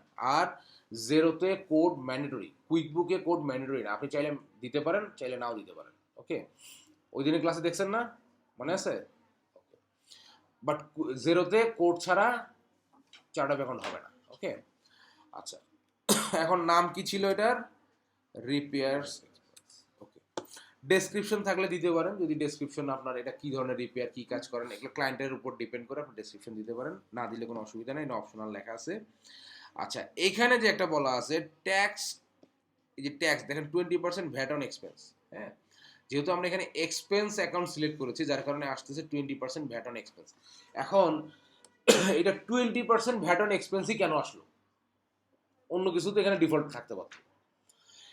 প্রথম কথা হচ্ছে আমরা কোম্পানিটাকে রেজিস্টার করছি অ্যাজ এ ইউকে কোম্পানি, ইউকেতে ফ্ল্যাট রেট হচ্ছে 20%, আর এটা যেহেতু এক্সপেন্স অ্যাকাউন্ট, যার কারণে 20% ভ্যাট অন এক্সপেন্স এখানে দেখাচ্ছে। এইটা হচ্ছে বলতেছে আপনি ডিফল্ট ট্যাক্স রেটটা এইভাবে সিলেক্ট করে রাখবেন কিনা। যদি ডিফল্ট ট্যাক্স রেটটা এইভাবে সিলেক্ট করে রাখেন, তাহলে আপনি যখনই এই চার্ট অফ অ্যাকাউন্টটা কোথাও সিলেক্ট করবেন, অটোমেটিক্যালি আপনার ট্যাক্স রেট কত চলে আসবে, 20%। আপনি ইনস্ট্যান্ট ওখান থেকে চেঞ্জ করে দিতে পারবেন, কোনো অসুবিধা নেই। 20% আসার পরে আপনি যদি মনে হয়, আপনি যদি দেখেন যে না এখানে 20% না, এখানে হবে 15%, আপনি ওখান থেকেই চেঞ্জ করতে পারবেন। বাট এটার ক্ষেত্রে সব থেকে ভালো হয় হচ্ছে কিছু সিলেক্ট না করা। দেখি, মেটেরিয়াল পারচেজ আর সার্ভিস পারচেজ একই ট্যাক্স দাঁড়ায়। হ্যাঁ, মেটেরিয়াল পারচেজ আর পারচেজ আর সার্ভিস পারচেজ একই ট্যাক্স দাঁড়ায়। এটা ট্যাক্স ডিপেন্ড করবে হচ্ছে আপনি যে দেশের ক্লায়েন্টের কাজ করতেছেন। হ্যাঁ, এই ট্যাক্সের ব্যাপারটা কিন্তু খুবই মানে একটু ডিফারেন্ট। কিরকম, ধরেন আপনারা যারা ফ্রিল্যান্সিং করবেন, যখন আপনি কোনো ক্লায়েন্টের কাজ করতে যাবেন, ট্যাক্সের ব্যাপার আসলে আপনি বলবেন যে আমি এটা জানি না, তুমি আমাকে জানাও, বলে দাও। ওকে। কারণটা হচ্ছে আপনি যখন বলবেন আমি ট্যাক্সের ব্যাপার খুব ভালো জানি, ধরেন আপনার ক্লায়েন্ট হলো বুলগেরিয়া, যখন বলবো যে আমার ট্যাক্স করে দাও, আপনি বুলগেরিয়ার ট্যাক্স জানেন কোনটাতে কত পার্সেন্ট, রিটার্ন কিভাবে দেয়, জানবেন আপনি? এটা জানবেন না। এমনকি ইউএস এর ট্যাক্স যদি আপনি দিতে চান, ক্লায়েন্টকে বলবেন যে তুমি তোমার ইউএস এর ট্যাক্সটা আমাকে বলো কিভাবে, কোনটার উপর কত পার্সেন্ট ট্যাক্স ধরে, রিটার্ন কিভাবে দেয়। তোমার যে ইউএসএ তে ট্যাক্স দেয় হচ্ছে আইআরএস, আমরা যখন এনবিআর বলি না, ওদের ওখানে বলে আইআরএস, কানাডাতে বলে সিআরএ, আর এই ইয়াতে বলে এইচএমআরসি, কি বলে এটা ইউকেতে। এখন ওদের কি থাকে, ওদের এই আইআরএস বলেন বা সিআরএ বলেন বা এইচএমআরসি তে ওদের একটা অ্যাকাউন্ট থাকে, আইডি পাসওয়ার্ড থাকে, ওরা জাস্ট কুইক বুক বা জেরোর সাথে লিঙ্ক করে দেয়, লিঙ্ক করে এখান থেকে রিটার্ন সাবমিট করে। এখন ধরেন আপনাকে আমি দেখাইলাম যে এটা হলো এত পার্সেন্ট ট্যাক্স, এখন এই রিটার্ন সাবমিট করবেন কিভাবে, এটা আমি দেখাইলে কাজ হবে, বা আমি কিভাবে দেখাবো, আমার তো ওখানে অ্যাকাউন্ট নাই। যার কারণে ট্যাক্সের ব্যাপারে আসলে আপনি বলবেন যে এটা তো আমি জানি না, তুমি আমাকে জানাও, ও কিন্তু জানে যে আপনি এটা জানেন না। কেউ যদি বেশি মনে করেন যে হ্যাঁ আমি সব জানি, বললেই ধরা খাইব। কারণ ক্লায়েন্ট এটা জানে যে আপনি এটা জানেন না, কোনো অসুবিধা নেই, যদি বলেন যে হ্যাঁ আমি এটা জানি না, তুমি এটা আমাকে জানাও, ও আপনাকে জানাই দিবে, কোনো সমস্যা নেই। কিন্তু আপনি যদি বলেন আমি সব পারি, আপনি যদি চিন্তা করেন আমি ইউটিউব থেকে শিখে ফেলবো, ইউটিউবে বা এগুলো কিছু নাই। বাংলাদেশি কিছু টিউটোরিয়াল পাবেন ট্যাক্স টেন কেউ সাবমিট করে দেন, কিন্তু এইরকম সবগুলো পাবেন না। ওকে, এটা ওর কাছ থেকেই শিখতে হবে, নো প্রবলেম। আচ্ছা, এখন দেখেন এই যে তিনটা অ্যাড অন এখানে ইয়ে দিচ্ছে, এখন বলতেছে কি show on dashboard watch list, এখানে যদি আপনি টিক দেন তাহলে এটা ড্যাশবোর্ডে শো করবে। এমন অনেক চার্ট অফ অ্যাকাউন্ট আছে না, যেটা আমাদের প্রতি 2-1 ঘন্টা পর পর লাগে, থাকতেই পারে এরকম চার্ট অফ অ্যাকাউন্ট, সেইটাকে আমরা আমাদের ড্যাশবোর্ডে রাখতে পারি। শো ইন এক্সপেন্স ক্লেম, এখন এক্সপেন্স ক্লেম কি হয়েছে, আমরা যখন অ্যাকাউন্ট ওপেন করছি তখন দেখছি এক্সপেন্স ক্লেমটা হচ্ছে একটা অ্যাড অনস, এটা যদি আপনি নেন তাহলে প্রতি মাসে $4 করে পেমেন্ট করতে হবে। এখন এটা তো আমরা নেই, এক্সপেন্স ক্লেম কি আমাদের এখানে আছে, ওইভাবে আছে কিন্তু ডিটেলটা নাই। এখন এটা আমি এক্সপেন্স ক্লেমে শো করাইতে পারি, করায় করবো কি, এটা তো হচ্ছে অ্যাডিশনাল সার্ভিস। ওকে, আচ্ছা, তারপরও দিলাম enable payment on this account, এই অ্যাকাউন্টে পেমেন্ট এনাবল করবো কিনা। ওকে, এই তিনটা যদি থাকে আমরা টিক দিব, দিয়ে আমরা এখানে সেভ করলেই এটা সেভ হয়ে যাবে। এখন আসেন আমরা ছিলাম কোথায়, এক্সপেন্সে, এক্সপেন্সে যাই দেখি এই অ্যাকাউন্টে অ্যাড হচ্ছে কিনা, 474 না, অ্যাড হয়েছে। এই যে নিচের লেখাটা যেটা দেখতেছেন এটা ছিল ডেসক্রিপশনে, ওই যে ডেসক্রিপশনটা আমরা ফাঁকা রাখছি বলে এখানে নিচে কোনো লেখা আসেনি। ওকে, ডেসক্রিপশনটা আপনারা দিবেন। এ দেখেন ওরা কিন্তু ডিটেল লিখছে, তা যার কারণে বোঝা যায় যে আসলে এই ট্যাক্সটা আপনি কেন ব্যবহার করছেন বা এই একটা কোশ্চেন ছিল স্যার, বলেন। রিপেয়ারিং তো এটা আমার হলো প্রতিষ্ঠানে মেরামতের কাজের জন্য। হ্যাঁ। মেরামতের যে জিনিসগুলো কিনছি এটা তো আমার ওই যে ভেন্ডারের কাছ থেকে কিনছি, তখনই তো 20% ট্যাক্সটা নিছি। হ্যাঁ। আচ্ছা, এই ট্যাক্সটা কি আমরা দেব না ওদের কাছে থেকে যাবে? না, এই যে ওই যে এক্সপেন্স ক্লেমের ব্যাপারটা বলছি না, এটা কুইক বুক করলে তখন এটা ক্লিয়ার হতেন। ধরেন আমি এই প্রোডাক্টটা কিনছি, রিপেয়ারিং এর জন্য।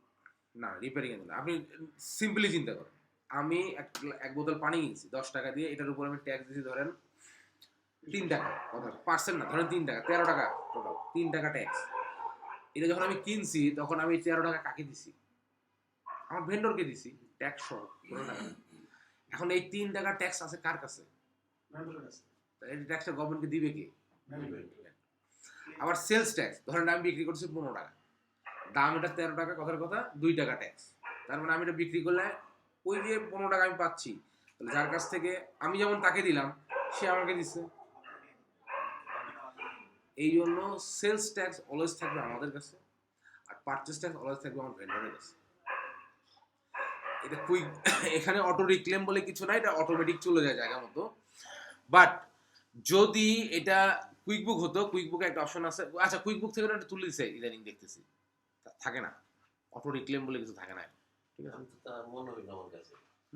কুইক বুকে থাকে না, বাট কুইক বুক আগে ছিল যে আপনি এই পারচেস ট্যাক্সটাকে রিক্লেম করবেন কিনা টিক দেওয়া যায়। হ্যাঁ, যদি রিক্লেম করেন তাহলে আপনার এটা হচ্ছে ওর কাছে যাবে, আর রিক্লেম না করলে কি হবে জানেন? ওই যে ওই ওই ওই ওই লোকের ট্যাক্স, মানে ভেন্ডরের ট্যাক্স আর সেলসের ট্যাক্স দুটাই আমার কাছে থাকবে, সবই আমাকে দিতে হবে। তো এইটা তো আসলে প্র্যাকটিক্যাল কিছু হলো না, যার কারণে কুইক বুকে এখন এটা নাই। অটো হচ্ছে আমাদের।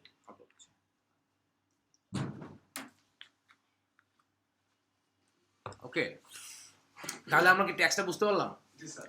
আচ্ছা, এখন আসেন ব্যাংক অ্যাকাউন্ট। ব্যাংক অ্যাকাউন্ট যদি আমি এখানে অ্যাড করি, ক্লিক করলাম,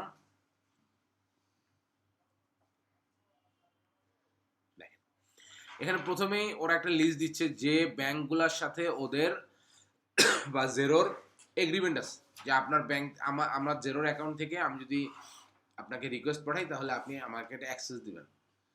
ধরেন এই যে এখানে একটা ব্যাংকের কথা বলছে, ব্যাংক আমেরিকান এক্সপ্রেস ইউকে। হ্যাঁ, ধরেন এই ব্যাংকে আমার একটা অ্যাকাউন্ট আছে প্লাস আমার জিরো অ্যাকাউন্ট আছে। তখন কি করব, আমি আমার ব্যাংক সিলেক্ট করব, এটা সিলেক্ট করে আমি ব্যাংকের সাথে কানেকশন দিতে পারবো। ব্যাংক তখন আমাকে একটা আইডি পাসওয়ার্ড দিবে, এই আইডি পাসওয়ার্ড দিয়ে আমি ব্যাংকে আমার ব্যাংকের যে ট্রানজ্যাকশন স্টেটমেন্ট পাই না আমরা, ওই স্টেটমেন্টটা লাইভ পাবো। লাইভ, ধরুন সকালবেলা একটা টাকা জমা দিছি, ওই জমা দেওয়াটা আমি এখানে স্টেটমেন্টে আমরা মেইল পাই, ওটা হলো অটো কানেকশনে। অটো কানেকশন থাকবে। যখন যা ট্রানজ্যাকশন হবে সেটা আপনার জেরোতে এসে অ্যাড হয়ে যাবে। ওকে, যদি কানেক্ট করা থাকে। তো এখানে কানেক্ট করা থাকলে দেখা যায় যে বিএফটিএন কিংবা মানে ঘরে বসে কিন্তু ইয়া করা যায়, পেমেন্ট করা যায় চেক ছাড়াই, সেই কাজ কি কোনো করা যায়? মানে জেরো থেকে পেমেন্ট করে দিবেন জি সরাসরি? জি জি, ঠিক আছে, পার্টি পেমেন্ট দিব আমি। আমার কোনো ব্যাংক অ্যাড করা নেই, যার কারণে আমি এটা জানি না। বুঝতে পারছেন? আমার দেশের বাইরে কোনো অ্যাকাউন্ট নাই যে অ্যাকাউন্টটা আমি অ্যাড করে এখানে কাজ করতে পারবো, এবং আমি কোনো ক্লায়েন্টের কাজও করি না, যার কারণে আমার এটা সঠিক জানা নাই যে এখান থেকেই পেমেন্টটা দিতে পারবেন কিনা। But- আগে শুনি নাই।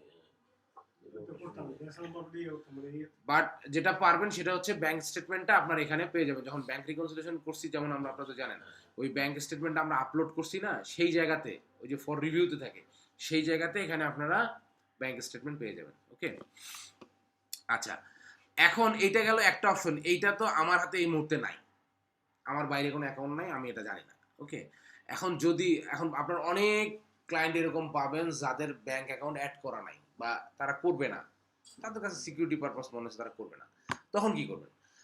অথবা ক্লায়েন্ট আপনাকে কি করবে, একটা ব্যাংক স্টেটমেন্ট পাঠায়, এই যে ওনারা জানে, একটা ব্যাংক স্টেটমেন্ট পাঠিয়ে দিয়ে বলবে যে ভাই এটা রিকনসিল করে দেন। ঠিক আছে, ম্যাক্সিমাম থাকবে না অ্যাড করা। ম্যাক্সিমামই থাকবে না। হ্যাঁ, তো আমরা যেহেতু ব্যাংক অ্যাকাউন্ট এখানে অ্যাড করব, ব্যাংক অ্যাকাউন্ট অ্যাড করতে আমরা চলে যাব অ্যাড উইদাউট ব্যাংক ফিডে। এখানে এখানে আমাদের কাজ নেই, কারণ এখানে হচ্ছে সব রেজিস্টার্ড। আমাদেরটা যেহেতু রেজিস্টার্ড না, আমরা এখানে চলে যাব অ্যাড উইদাউট ব্যাংক ফিট, এখানে ক্লিক করব। এটা কি লেখা আছে একটু পড়ে নেবেন, কি করতে পারবেন কি করতে পারবেন না। এখান থেকে কন্টিনিউ, ওইটা পড়লেও কন্টিনিউ করতে হবে, না পড়লেও করতে হবে, মানে ওই যে টিক দেওয়ার মতো আর কি, টার্মস অ্যান্ড কন্ডিশনে টিক দিয়ে দেন না, ওটা না পড়লে কি যায়, মানে ওটা যদি না টিক না দিকে যাইতে পারবেন, তো পড়লেও যা না পড়লেও যা। নেওয়ার মতো নাকি? হয়তো। আচ্ছা দেখেন, আমরা এর আগে চার্ট অফ অ্যাকাউন্ট অ্যাড করলাম কিভাবে, অ্যাড অ্যাকাউন্টে গেলাম, ওটা ইনকাম না এক্সপেন্স টাইপটা সিলেক্ট করলাম, নাম্বার দিলাম, ওটার নাম দিলাম, ডেসক্রিপশন কিছু থাকলে দিলাম, আর কিছু অ্যাডঅনস আছে সেগুলো অ্যাড করলাম, হয়ে গেল। বাট অ্যাড ব্যাংক অ্যাকাউন্টে গেলে ফার্স্টেই বলবো আপনার ব্যাংকের নাম দেন। ওকে, এখন আমরা আমাদের এই লিস্টে দেখি একটা ব্যাংক অ্যাড করি। ধরেন এই যে আরবিএস ব্যাংক চেকিং, হ্যাঁ, আরবিএস ব্যাংক চেকিং মানে হচ্ছে কারেন্ট অ্যাকাউন্ট। ওকে, এই ব্যাংকটা আমরা ওপেন করব। এই ব্যাংকটার কথা কি বলছে দেখেন, RBS bank checking opening balance on 22/10/2022 ছিল কত, 1803.90। তার মানে 22/10/2022 1803.90 দিয়ে হয় অ্যাকাউন্ট ওপেন করা হয়েছে, অথবা যদি অন্য কোনো সফটওয়্যার ব্যবহার করে থাকে তাহলে সেখান থেকে জেরোতে আনা হয়েছে। এটা ছিল ট্রায়াল ব্যালেন্স। ওই ডেটে ওই ব্যালেন্সটা আছে। মোট কথা এই ডেটে ওপেনিং ব্যালেন্স, এই ডেটে জেরোতে ওপেনিং ব্যালেন্স থাকতে হবে। ওকে, তাহলে আমরা আগে ব্যাংকের নামটা একটু কপি করি, কপি করে আমরা এই যে এখানে বসে ব্যাংকের নাম, হ্যাঁ,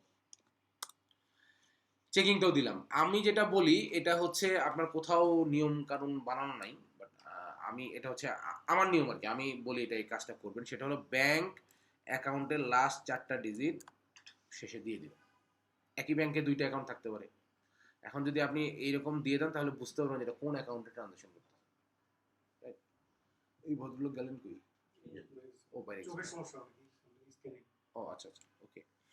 তাহলে আরবিএস ব্যাংক চেকিং, এটা এটা সেভিংস অ্যাকাউন্ট হতে পারতো, তাহলে আমরা সেভিংস হলে এখানে লিখতাম সেভিংস, যেহেতু এটা চেকিং অ্যাকাউন্ট চেকিং, আর লাস্ট 4টা ডিজিট দিয়ে এইভাবে, কারণ এই নামটাই শো করবে। ওকে, এই নামটা শো করবে, তো আমরা এটা দিলাম। এরপর বলছে অ্যাকাউন্ট নেম।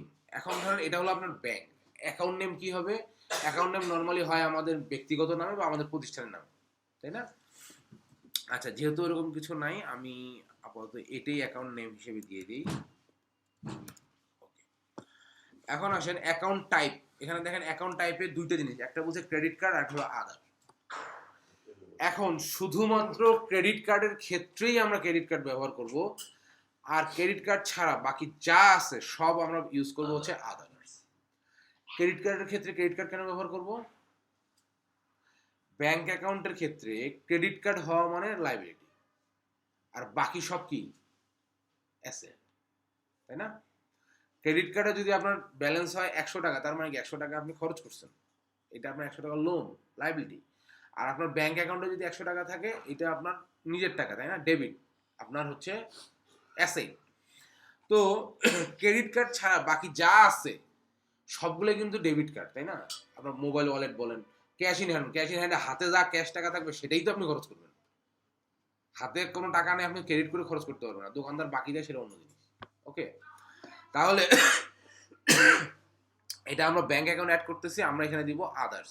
যদি ক্রেডিট কার্ড হতো তাহলে দিতাম ক্রেডিট কার্ড। ওকে, এখন বলতেছে অ্যাকাউন্ট নাম্বার, যেহেতু আমাদের এই ডাটাতে অ্যাকাউন্ট নাম্বার নাই, আমরা একটা আনুমানিক অ্যাকাউন্ট নাম্বার দেই। এটা লাস্ট 4টা ডিজিট বলছিলাম 4532। হ্যাঁ, তো ধরেন আমি একটা অ্যাকাউন্ট নাম্বার দেই 4532, ধরে নিচ্ছি এটা হচ্ছে আমার অ্যাকাউন্ট নাম্বার। ওকে, এরপর হচ্ছে অ্যাকাউন্ট কোড। এটা কোন কোড? ওই যে 4টা ব্যালেন্স আছে। Chart of account. এখন ব্যাংকের ক্ষেত্রে আমরা যেটা করব, চার্ট অফ অ্যাকাউন্ট সবসময় শুরু করব 1 দিয়ে। এর কারণ কি? এটাও কোথাও কাগজে কলমে লেখা নেই। এটা 1 দিয়ে শুরু করার কারণ কি? 1 দিয়ে শুরু করলে চার্ট অফ অ্যাকাউন্টটা সবসময় উপরে থাকবে, সিরিয়ালে উপরের দিকে থাকবে।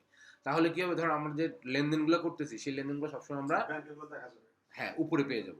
ওকে, তো ধরেন আমি এটা দিলাম 101, কারেন্সি ব্রিটিশ পাউন্ড, আমার এটা হোম কারেন্সির সাথে অটোমেটিক চলে আসছে। এখন ধরেন আপনার প্রতিষ্ঠান হচ্ছে ইউকেতে, বাট আপনার ব্যবসা ইউএসএতেও আছে, বা আপনার ব্যবসা ফ্রান্সে আছে। ওকে, তো ফ্রান্সে আপনার একটা ব্যাংকে অ্যাকাউন্টও আছে, তাহলে সেটা যদি হয় তাহলে আমার এখানে কারেন্সি কিন্তু হয়ে যাবে ইউরো। ফ্রান্সের কারেন্সি কি বলে, ফ্রা বলে মনে হয়, তাই না? বাট ইউরো চলে, ধরেন পুরো ইউরোপে ইউরো চলে, আমি ধরলাম ইউরো।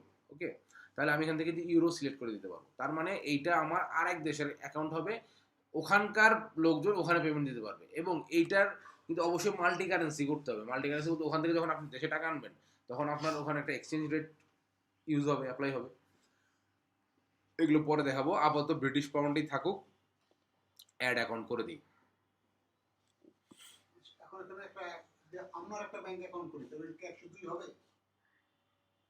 অন্য যদি একটা অ্যাকাউন্ট করতে পারে এটা তো আমি, হ্যাঁ, আর আরেকটা ব্যাংক অ্যাকাউন্ট করলে 102 দিবেন, 103 দিবেন, এভাবে দিবেন। ওকে, আচ্ছা দেখেন এখানে তাহলে আমার দেখেন এটা 101 দেওয়ার কারণে কিন্তু সবার উপরে আছে। ওকে, তাহলে আরবিএস ব্যাংক চেকিং, এইটা নো ভ্যাট দিছি। আচ্ছা এইরকম। এখন এখানে দেখেন, যখন এখানে একটা কথা বললো কি, যে ব্যাংক অ্যাকাউন্টটা ওপেন হয়েছে হচ্ছে 22/10/2022 1803 টাকা 90 পয়সা নিয়ে, কিন্তু আমি যখন ব্যাংকটা অ্যাড করলাম তখন ওখানে এই ডেট বা এই টাকা বসানোর কোনো জায়গা দেখাইলো না। না। ঠিক আছে, তাহলে ওপেনিং ব্যালেন্স, এখন কিন্তু ব্যালেন্স এখানে কত, জিরো না? জিরো। তাহলে এই ডেটে এই টাকাটা থাকার কথা না এখানে। জি। আচ্ছা, এইটা আপনাদেরকে দেখাবো ব্যাংক করার সময়, এটা আপাতত কোনো কাজ দরকার নেই। ঠিক আছে, কারণ এইটা বলতে গেলে আপনার ওই ব্যাংক অ্যাকাউন্টের ডিটেলই বলতে হবে। তো আমি একবারে ওখানে দেখাবো কেন ওপেনিং ব্যালেন্স এখানে নাই, কিভাবে দিবেন, ভুল থাকলে কি করবেন, শুদ্ধ থাকলে কি করবেন, ডিটেল। ওকে, খালি আপাতত মনে রাখেন যে ওপেনিং ব্যালেন্সটা আমরা পরে শিখবো, বাট ব্যাংক অ্যাকাউন্টটা অ্যাড করবো কিভাবে। ওকে, আচ্ছা তাহলে জাস্ট কি বলে মানে জার্নালের মাধ্যমে কি সেটা দেওয়া সম্ভব কিনা? না, সম্ভব না, জেরোতে সম্ভব না, কুইক বুকে সম্ভব। স্যার এই যে নো ভ্যাট আসছে, ভ্যাটটা আসার জন্য কি করতে হবে? এই ব্যাংক অ্যাকাউন্ট অলওয়েজ নো ভ্যাটে আসবে, ব্যাংক অ্যাকাউন্টে কোনো ভ্যাট যোগ হবে না। কারণ কি, এইটা আমি কিনছি 15 টাকা দিয়ে, 12 টাকা দাম, 3 টাকা ভ্যাট। এখন যাকে আমি টাকা পাঠাইছি তাকে কি আমি 12 টাকা পেমেন্ট করছি আর 3 টাকা ভ্যাট আলাদাভাবে দেখাইছি? আমি পুরোটাই তাকে দিছি, ওই ভ্যাট আলাদা সে করে দিবে, তাই না? তার অ্যাকাউন্টে, বা ধরেন আমি এটা বিক্রি করতেছি, আমার অ্যাকাউন্ট যার কাছে বিক্রি করছে সে আমাকে 15 টাকা দিচ্ছে। এখন এই 15 টাকার মধ্যে ভ্যাট কত আছে সেটা তো আমি আমার সিস্টেমে সিলেক্ট করবো, তাই না? আমার অ্যাকাউন্টে যে টাকাটা ঢুকছে এটার মধ্যে কি ভ্যাট আছে না নাই কোনো কিছু আলাদা করা থাকবে? থাকবে না। এখন ধরেন উনি যদি এরকম করে, এখানে ধরেন যে উনি আমাকে এটা টাকা দিল 12 টাকা, আলাদা করে দিল ভ্যাট দিল হচ্ছে ধরেন 3 টাকা, ভ্যাট আলাদা সিলেক্ট করে দিল। এখন আপনি ব্যাংক অ্যাকাউন্টের ক্ষেত্রে বুঝবেন কিভাবে? কারণ আপনার অ্যাকাউন্টে তো ফুল টাকাটা ঢুকছে। ব্যাংক স্টেটমেন্টে যে ভ্যাট আইটেম থাকে, একটা আইটেম থাকে যে আসলে হ্যাঁ মানে 6 ষান্মাসিক এবং বাৎসরিক। ওইটা হলো বলেন। Service charge. সেটা তো ব্যাংকের সাথে আপনার লেনদেন, এটা বিজনেসের জন্য না। আমরা জার্নাল হিসেবে আমি কি ক্লিয়ার করতে পারছি না বোঝায়? তখন আমি সেল করব, Clear হয় নাই? ভ্যাট হবে। না ক্লিয়ার হয়নি। হ্যাঁ হ্যাঁ, সেল না না, আমি ওটা বলতেছি না। জার্নালে তো কখনোই ক্যাশিং ভ্যাট বা ব্যাংকের সাথে আর ভ্যাট থাকে না। অ্যাক্সেস ডিউটি দুইটা কিন্তু কাটে, হ্যাঁ একটা সার্ভিস চার্জ কাটে, তিনটা জিনিস কাটে ব্যাংক।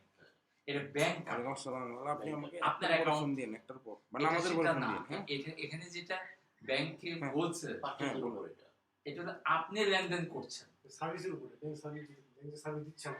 এই ভেজালটা। হ্যাঁ, ওটা ব্যাংক আপনি কাটতেছে, অ্যাক্সেস ডিউটি কাটতেছে, তারপরে ভ্যাট কাটতেছে, তারপরে টিডিএস করতেছে। ওইটাই হ্যাঁ ওইটাই এই তিনটা আরে বুঝতে পারছি, আপনি আমাকে একটার পরে ফোন দিন ব্যাংক তাহলে। আমার এটা আপনার সাথে ব্যাংক আমাদের কাস্টমারের কই এটার জন্য আলাদা চার্টার অ্যাকাউন্ট থেকে ব্যাংক চার্জ দিয়ে এটা যেটা স্যার কথা বলছেন, এটা তো আপনি যে লেনদেন করছেন, লেনদেন আপনি টাকা জমা দেন না, আমি চেক জমা দেন, তো এইটা তো সেটা। স্যার আমি কি ক্লিয়ার করতে পারছি বোধহয়? হ্যাঁ, আমি বলি প্রতিটা ট্রানজ্যাকশনে আমাদের ভ্যাট থাকবে, সেই ভ্যাটটা আমরা দিব, কিন্তু অ্যাকাউন্টে যে টাকা আসতেছে, এখানে তো ব্যাংক নিয়ে কথা হচ্ছে, অ্যাকাউন্টে যে টাকা আসতেছে ভ্যাটের সাইডে সব সময় তো আসতেছে। ভ্যাটের সাইডে আপনি যদি এর উপর আলাদা করে একটা ভ্যাট অ্যাড করেন তাহলে কি হবে, 15 টাকার উপর আপনার ভ্যাট যোগ হবে। এটা হবে না, এটা হবে না, এটা বুঝছেন না? এই জন্য ব্যাংক অ্যাকাউন্টের ক্ষেত্রে, আপনার ব্যাংক অ্যাকাউন্টের সময় দেখাইছি, ব্যাংক অ্যাকাউন্টের ক্ষেত্রে অলওয়েজ ট্যাক্স সেট করবেন 0। কারণটা হচ্ছে কি, ওই টোটাল টাকা যা ঢুকছে ওটা ভ্যাট সহ ঢুকছে। আবার যদি ভ্যাট অ্যাড করেন তাহলে ওই টোটাল টাকার উপর আরেকটা ভ্যাট অ্যাড হবে, আপনার জন্য বাড়ানো দেবে, আপনি শুধু টাকা দিতেই থাকবেন গভর্নমেন্টকে, শেষ করতে পারবেন না। ওকে, অ্যাড হবে, রাইট। এই যে ভাই একদম ক্লিয়ার কাট কথা বলছে। ওকে, তো এখন দেখেন আমাদের একটু আগাইতে হবে আর কি। এখন দেখেন যে এই যে ইম্পোর্ট যে করব, ইম্পোর্ট কারণ এটা তো সিঙ্গেল সিঙ্গেল করলাম। এখন যদি আমার ইম্পোর্ট করতে হয় তাহলে কি করব? ইম্পোর্ট করতে গেলে এখানে বিষয়টা একটু ডিফারেন্ট। ধরেন আপনি একটা এক্সেল ফাইলে সবকিছু নিয়ে ইম্পোর্ট করে ফেললেন। ইম্পোর্ট প্রবলেমটা হচ্ছে যে কটা ইম্পোর্ট করবেন শুধু সেই কটা থাকবে, আগেরগুলো সব ডিলিট হয়ে যায়। এই যে লক করাগুলো ছাড়া যেগুলো লক করা এগুলো থাকবে, এর বাইরে যা আছে সব হয়ে যাবে ডিলিট, নতুনগুলো হয়ে যাবে ইম্পোর্ট। এখন আপনার তো আগেরটাও দরকার, তাই না? স্যার এখানে একটু তোমার লক করা তো সেটা কি মানে জিরো দিয়ে দিচ্ছে এরকম কিছু, জি। আর যেটা জিরো না সেটা কি আমি করছি? না, আপনিও সব করেন নাই, মানে যেটা Default আছে। যেগুলো লক করা এই কটা আপনি ডিলিট করতে পারবেন না, এটা জিরোর ফিক্স থাকবে আর কি। হ্যাঁ, তো যাই হোক, এই লক করাগুলো ছাড়া বাকিগুলো সব ডিলিট হয়ে যাবে, আর যেগুলো আপনি ইম্পোর্ট করছেন শুধু সেগুলোই থেকে যাবে। এখন আমার এখানে যা আছে এগুলোও দরকার, আর যেগুলো ইম্পোর্ট করতেছি সেগুলোও দরকার। বুঝতে পারছেন বিষয়টা? এখন এটা করবেন কিভাবে? এটা করার জন্য আমরা যে লিস্টটা বর্তমানে আছে সেটাকে আগে এক্সপোর্ট করে নিব। এক্সপোর্ট, দেখেন এক্সপোর্ট করাতে এটা এখানে এক্সপোর্ট হলো, ডাউনলোড হয়ে গেল একবারে। হ্যাঁ, শুধু এক্সেলেই হবে না পিডিএফ অন্য কোনো ফাইল দেওয়া হবে? পিডিএফ এ করে তো লাভ নাই, কারণ আপনার এটা ইম্পোর্ট করতে হবে এক্সেলেই। ঠিক আছে। সিএসভি ফাইল ওপেন হচ্ছে। হ্যাঁ, না আর কোনো অপশন নেই, অপশন একটাই। এখানে যদি নাম্বার ম্যাচ ভালো হয়ে যায়, আগের আর এখনকার এরকম কোনো কিছু প্রবলেম হলে সেটা তো শো করলে নাম্বার এক হইলে ওটা নিবে না, নিবে না। নাম্বার ডাবল হবে না। ডাবল হবে না কোনোভাবেই, মানে হইলেও নিবে না আর কি, মানে একই নাম্বার দুইবার হবে না, ইনপুট নিবে না। হ্যাঁ, দেখাবে। আচ্ছা, তাহলে এই সিএসভিটা যে আমরা ওপেন করলাম, এখানে আছে কি বলেন? এখানে আছে হচ্ছে টোটাল সবগুলাই আছে। টোটাল, মানে এখন যা আছে এই মুহূর্তে আমাদের লিস্টে যা আছে। এখন দেখেন আপনি ধরেন আপনি এখন কি করবেন? আপনি একটা ইকুইটি অ্যাকাউন্ট, না অ্যাসেট অ্যাকাউন্ট, ধরেন অ্যাসেট অ্যাকাউন্টে আপনি একটা অ্যাড করবেন মেশিনারি ফিক্সড অ্যাসেট। হ্যাঁ, এটা অ্যাড করবেন। এরকম ধরেন যে মেশিনারি আপনার 20টা অ্যাকাউন্ট আছে, ফিক্সড অ্যাসেটে 20টা অ্যাকাউন্ট আছে, বা ধরেন আপনার এক্সপেন্সে 50টা অ্যাকাউন্ট আছে। এগুলোকে কি করতে হবে? এই যে এক্সপোর্ট করছেন, এইটা মেশিনারি কি ছিল? ফিক্সড অ্যাসেট, তাই না? ফিক্সড অ্যাসেট নাম্বার কত ছিল এখানে? অ্যাসেটের নাম্বার কত ছিল? অ্যাসেট 900 ছিল মনে হয়, 800 ছিল, না, 6 না 6-7 থাকে নাকি? 600, সরি 600, হ্যাঁ 610, 611, 700 ছিল মনে হয়, এই যে 700 আছে। হ্যাঁ, আচ্ছা 600 এবং 700 দিয়ে শুরু, তাই তো? এখন আমাদের এখানে কি করতে হবে? যেগুলো আমরা এক্সপোর্ট করছি, মানে আগের লিস্টে আমরা রাখছি, সেখানে আমাদের এটা ইনক্লুড করে দিতে হবে। 600 কোথায়? এই যে এখানে। হ্যাঁ, ধরেন আমি এখানে একটা ইনসার্ট করি। আচ্ছা, এটা হলো কি অ্যাকাউন্ট দিব আমি? মেশিনারি। মেশিনারি। ওকে, এখানে যেহেতু 610 দিয়ে শুরু হয়েছে, আমি ধরেন এখানে দিলাম 600। ওকে, এটা নো ভ্যাট আপাতত করে দিই। এই ভ্যাট অপশনটা না প্রতিটা ট্রানজ্যাকশনে চেঞ্জ করা যাবে, এটা নিয়ে কোনো অসুবিধা নেই। হ্যাঁ, এটা ডিফল্ট। এরপর উপরে কি আছে এটা দেখি, এটা বলছে ডেসক্রিপশন। ডেসক্রিপশন যেহেতু আমাদের কাছে আপাতত নাই, আমি মেশিনারির নামটাই ডেসক্রিপশনে দিয়ে দিই। ওকে, এখন বলছে কি, এই যে তিনটা দেখেন, তিনটা নো নো নো লেখা আছে, এই তিনটা কোনটা?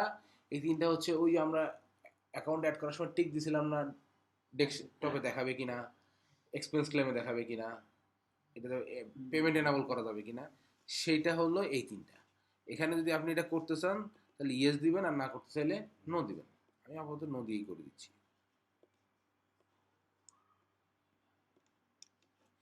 ওকে, এইটার ইম্পোর্ট মানে জেরোর ইম্পোর্ট প্রক্রিয়াটা একটু ডিফারেন্ট বা একটু জটিলই বলা যায় আর কি। হ্যাঁ, ওয়েব টেস্ট না ইয়া হবে, কি হবে? ওয়েব টেস্ট হবে না। ও, আচ্ছা। এই আচ্ছা, এটা দিতে হবে এই কোণে। ওকে, তাহলে দেখেন ফিক্সড অ্যাসেট থাকলে কি দিতে হবে? ওটা দেওয়া হয়। এই ওভারহেডের নিচে ওটা দেওয়া হয় না, এটা কিসের আন্ডারে যাবে? ও আচ্ছা, এই যে এটা এখানে বলছে অ্যাকাউন্ট। হ্যাঁ, অ্যাকাউন্ট মানে এটা কার আন্ডারে যাবে? এই যে আমরা চার্ট অফ অ্যাকাউন্টের না, আমরা কি করছি? আমরা প্রথমে একটা টাইপ সিলেক্ট করছি না, প্রথমে এক্সপেন্স না এটা অ্যাসেট নাকি, সেই ঘর হচ্ছে এটা। হ্যাঁ, এটা টাইপ কি হবে? Asset fixed asset. টাইপ হবে হচ্ছে এই যে এটা কপি করবে, ফিক্সড অ্যাসেট। হ্যাঁ, বুঝলেন কি? ফিক্সড অ্যাসেট আমি কপি করে দিলাম এখানে। তাহলে এইভাবে ধরেন যদি আমাদের 20টা অ্যাকাউন্ট থাকে, 20টা কোন সিরিয়ালে আছে সেই সিরিয়ালে একটা করে রো ইনসার্ট করে এটা বসাই দিতে হবে, বসাই দিতে হবে, বুঝলেন?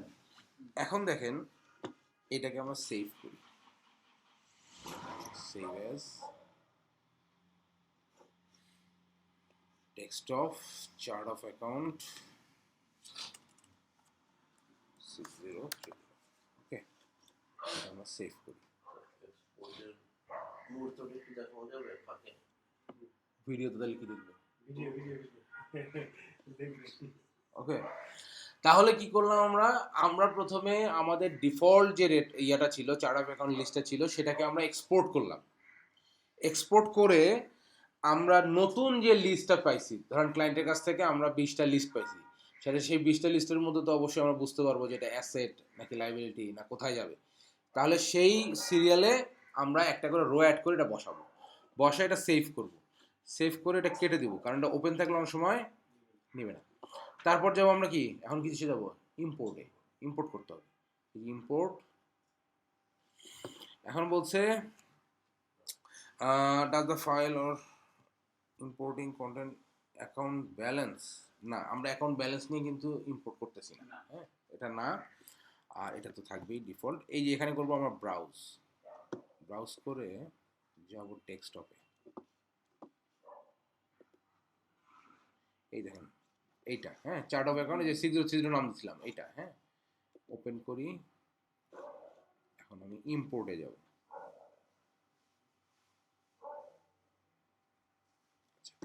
এখানে দেখেন বলছে ইনক্লুড হবে 77 নিউ 13 আপডেট অ্যাকাউন্ট। এই 13 আপডেট অ্যাকাউন্ট মানে যেগুলো লক করা আছে এগুলো খালি আপডেট হয়ে যাবে, হ্যাঁ।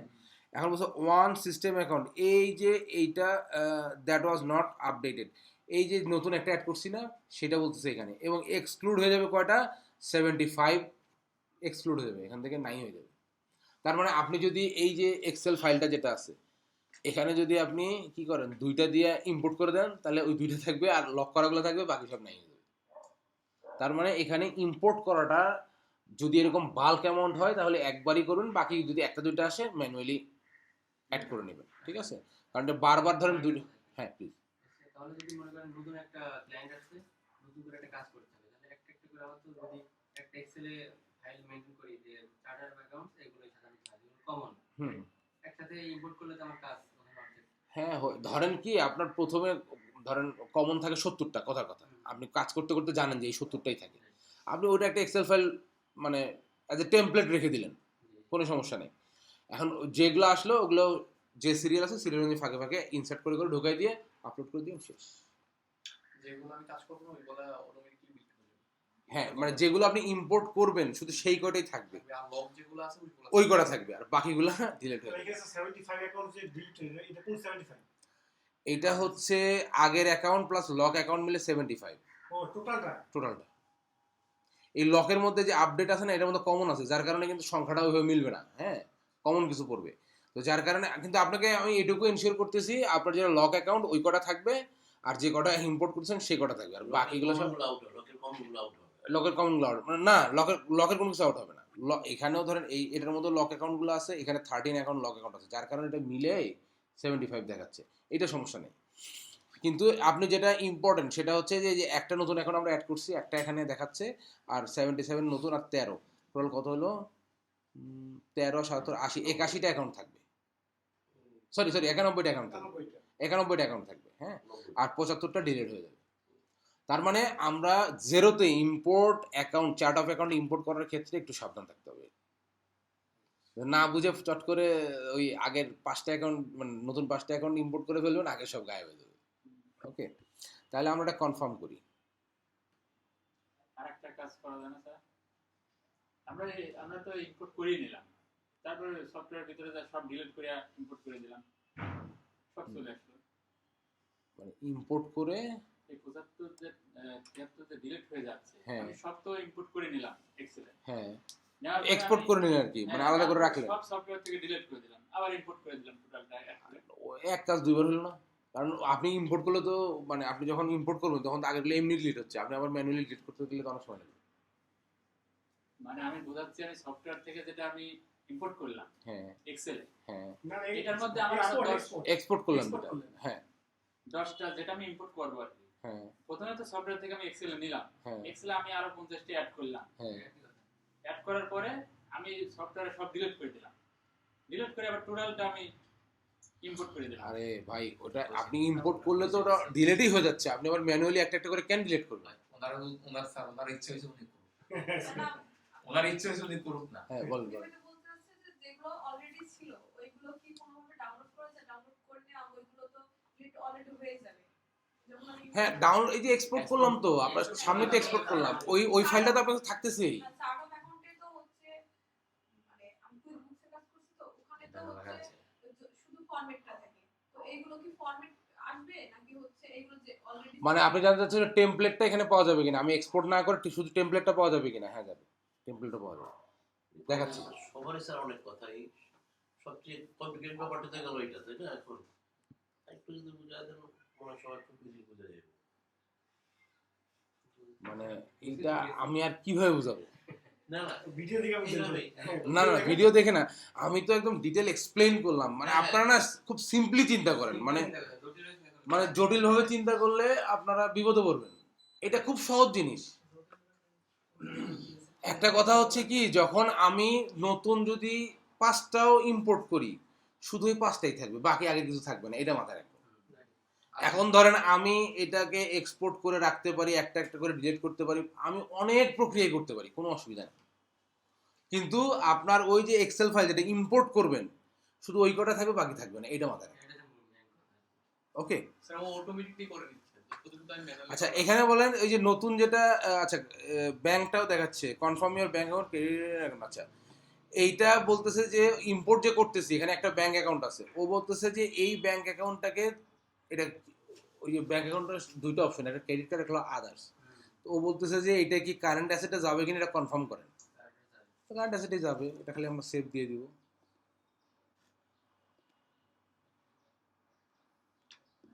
No bank account added. আচ্ছা এটা বলতেছে আগের কোনো ব্যাংক অ্যাকাউন্ট ছিল না, এটা যে কোনো ভাবে কনফার্ম করেন, কনফার্ম করে দিছি।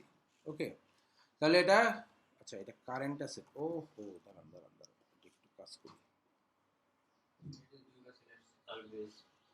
না এইটা একটা কারেন্ট অ্যাসেট আসছে। আচ্ছা ওইখানে একটা ছোট্ট ভুল হয়েছে,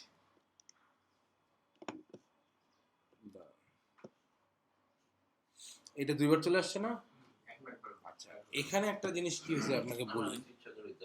না না না, এখানে একটা জিনিস কি হয়েছে, ওখানে একটা ভুল হয়েছে। ভুলটা কি, ওখানে যে কারেন্ট অ্যাসেট ছিল না, ওই কারেন্ট অ্যাসেটের জায়গাটা ব্যাংক করা লাগবে। ও বলতেছে যে এইটা যে আছে, একটা ব্যাংক অ্যাকাউন্ট আছে, ব্যাংক অ্যাকাউন্টেই থাকবে না, কারেন্ট অ্যাসেটে যাবে। তো আমি ওটা একটু জাস্ট ভুল করে ওটা কারেন্ট অ্যাসেটে দিয়ে ফেলছি, এই যে এইটা 1001। এই জন্য কিন্তু ও আরেকটা দেখেন 101 আর দিয়ে আরেকটা করে ফেলছে, যেটা ব্যাংক। আরটা কি স্যার সিস্টেমে বসাইছে? হ্যাঁ এটাও রাখছে, এটা রেখে আমাকে জিজ্ঞেস করছে এটা কই যাবে। যদি আমি এখানে ব্যাংক সিলেক্ট করে দিতাম তাহলে একটাই থাকতো। এইটাকে বুঝেন নাই বলেন? এটা সবাই বুঝছে। ঠিক আছে তাহলে আমি এটা আপাতত ডিলিট করে দিই। এমন একটা জিনিস করলে সবাই বুঝছে স্যার। না আমার ধারণা ছিল এটাই অনেকে বুঝবে না, আগেরটাই সহজ হবে। আচ্ছা তাহলে হ্যাঁ যে 101 পরে আর আর আছে, আরটা দেন, আপনি যদি মুছে দিতে চান দেন, সমস্যা নেই।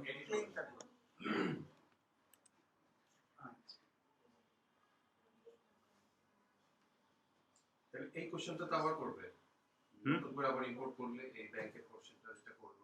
হ্যাঁ হ্যাঁ এই প্রশ্ন করুন, ওইখানে কারেন্ট অ্যাসেটের জায়গায় শুধু ব্যাংক সিলেক্ট করে দিবেন, হ্যাঁ তাহলে আর প্রবলেম হবে না। তো যাই হোক, এটা তো সবাই বুঝছেন না আশা করি। আচ্ছা এখন আমরা চার্ট অফ অ্যাকাউন্ট আর ট্যাক্স থেকে একটু বের হইতে হবে, মানে ক্লাসটাও তো একটু আগাইতে হবে, একটু দেখেন আর কি। হ্যাঁ এখন আমরা ইম্পোর্ট করব হচ্ছে প্রোডাক্ট অ্যান্ড সার্ভিস।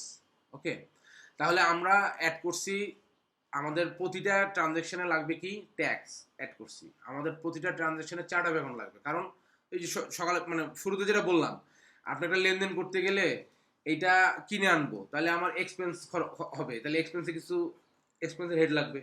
এটা আনলাম তাহলে আমার ইনভেন্টরি হেড লাগবে।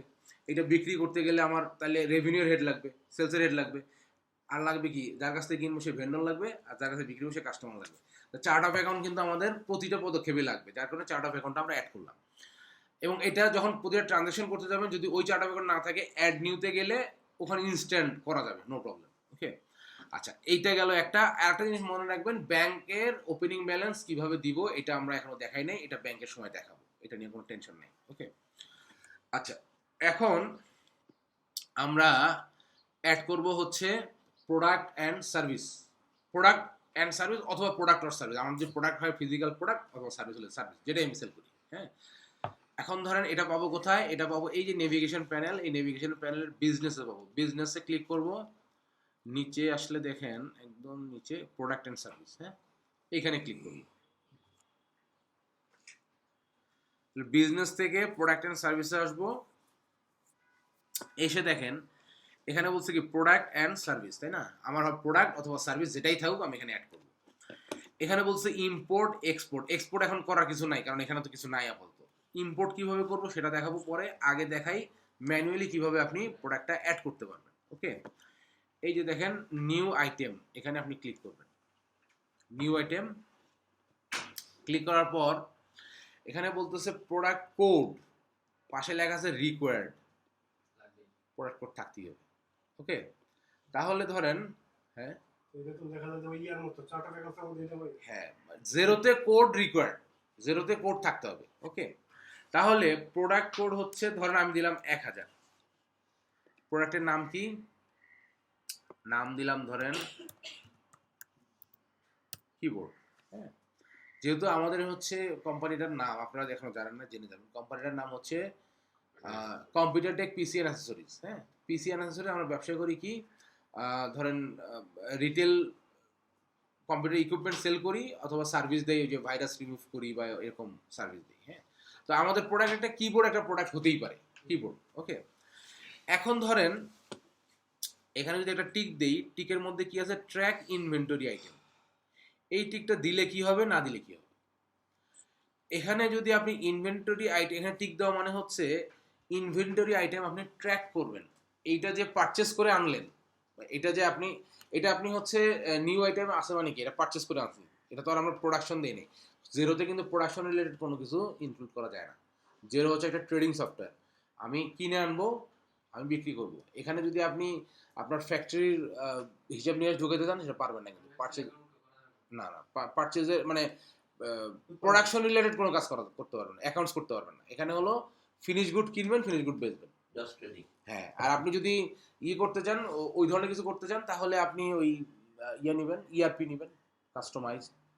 এইটা সবার জন্য না, এটা একটা সার্টেন একটা কি বলে ফিক্স কিছু বিজনেস প্যাটার্নের জন্য। ওকে, তো আমরা এখানে কোড দিলাম, কোড দেওয়ার পর এখানে নেম দিলাম কিবোর্ড। আর এই যে ট্র্যাক করতেছি ইনভেন্টরি আইটেমটা, ট্র্যাক মানে আমি যখন এটার পিছনে টাকা খরচ করবো, এক্সপেন্স করে এটা আনবো, এখন এটা আমার যদি এখানে টিক না থাকে তাহলে এটা আমার ইনভেন্টরিতে শো করবে না।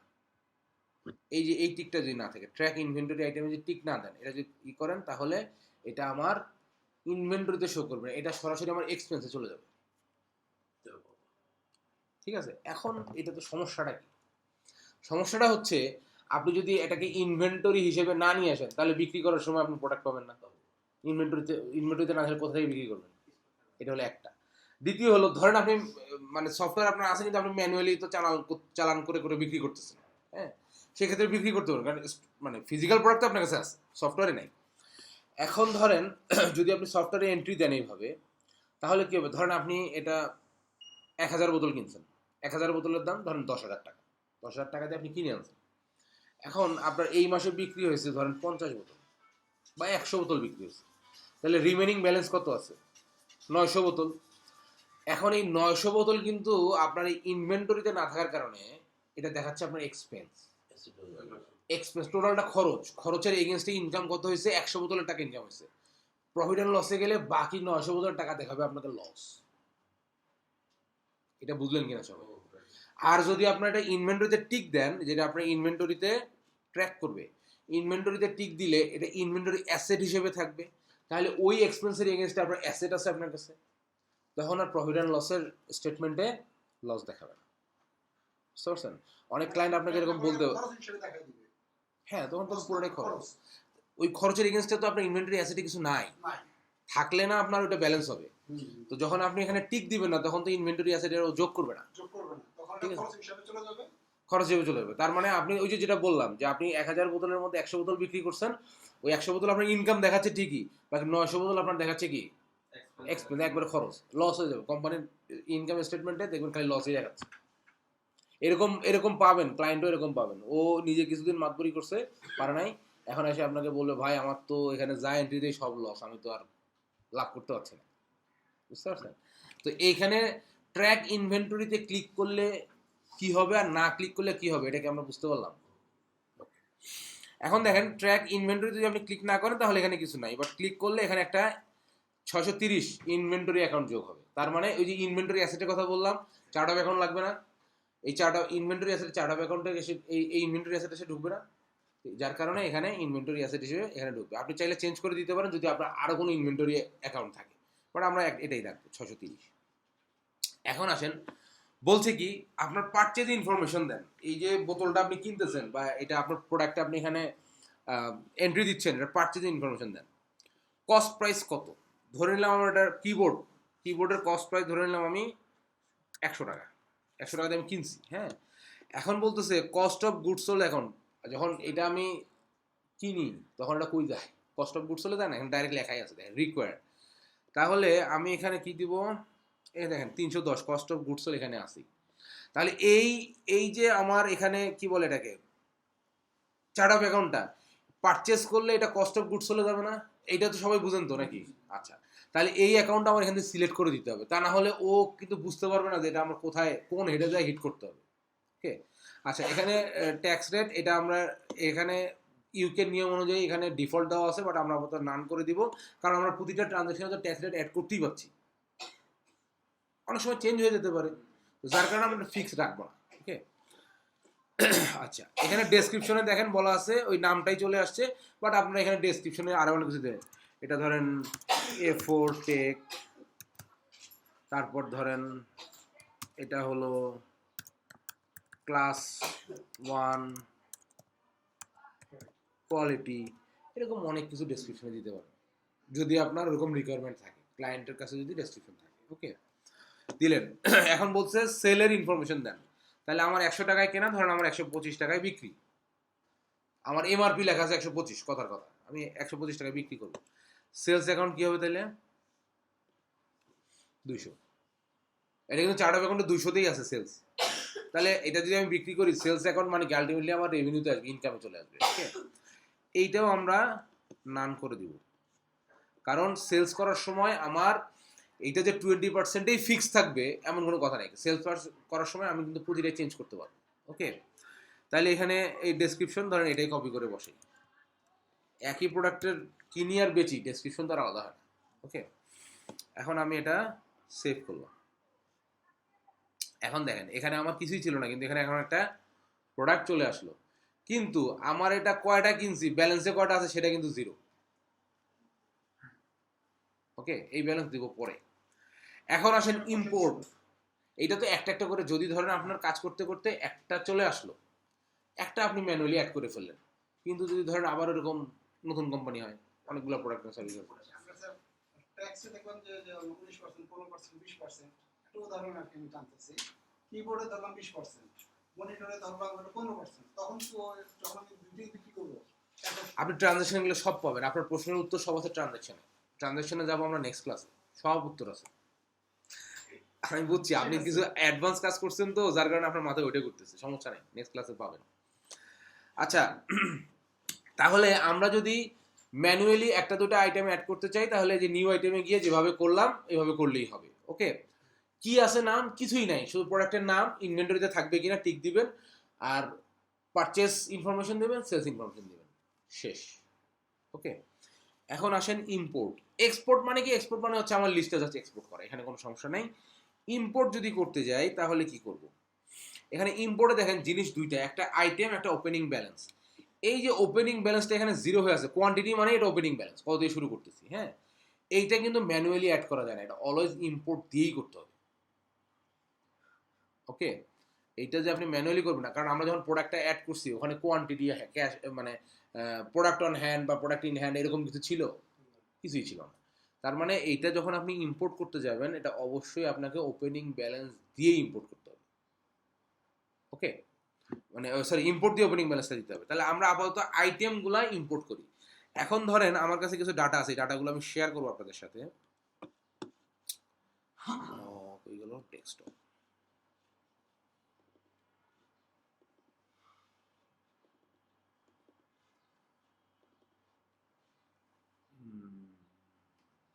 এই যে প্রোডাক্ট অ্যান্ড সার্ভিস। হ্যাঁ, ধরে নিচ্ছি এই যে সিএসভি ফাইলটা আমার কাছে দেওয়া আছে, এইটা আমার ক্লায়েন্ট আমাকে পাঠাচ্ছে যে ভাই আমার নতুন কোম্পানি, আমার প্রোডাক্ট অ্যান্ড সার্ভিস এইটা, আপনি একটু আমাকে অ্যাড করে দেন আমার জেরোতে। এখন ধরেন এটার প্রোডাক্ট কোড শুরু হয়েছে কত থেকে? 101। ওকে, এখন সেম ওইটার মতো আমি যে একটা কিবোর্ড অ্যাড করছি না, সেই কিবোর্ডটা এখানে ঢুকাইতে হবে, তা না হলে এটা যখন ইম্পোর্ট করবেন ওই কিবোর্ড নাই হতে বাকিগুলো থাকবে। আগে এক্সেলে ইনপুট দিয়ে তারপরে হচ্ছে সফটওয়্যার ইনপুট। হ্যাঁ, এখন দেখেন এখানে আমি একটা অ্যাড করি, ইনসার্ট। এখানে ওটার আমি কোড দিয়েছিলাম কিন্তু 1000, কারণ আমি তো এটা একই ডাটা দিয়ে করি বলছি না, যে আমি তো এটা জানি যে এখানে 101 দিয়ে শুরু হয়েছে, যার কারণে আমি এটা 1000 দিয়ে রাখছি যাতে মানে ডুপ্লিকেট না হয়। ওকে, এখন এটার নাম কি ছিল? কিবোর্ড।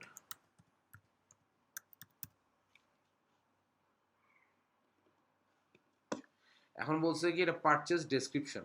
ডেসক্রিপশনে আমরা কি দিছিলাম? A4 টেক, ওই যে যেটা ধরেন আমি ওটাই কপি করে দিলাম। ওকে, এরপর বলতেছে কি আপনাকে, এখানে দেখেন এখানে কোন ইনফরমেশনগুলো আছে, ওই বক্সের মধ্যে যা ছিল এখানে তাই আছে, সেটা শুধু আপনি এক্সেলে ইনপুট দিবেন। এখানে বলছে কি পারচেজ ইউনিট প্রাইস, আমার কেনা কত ছিল? 100 টাকা, তাই তো।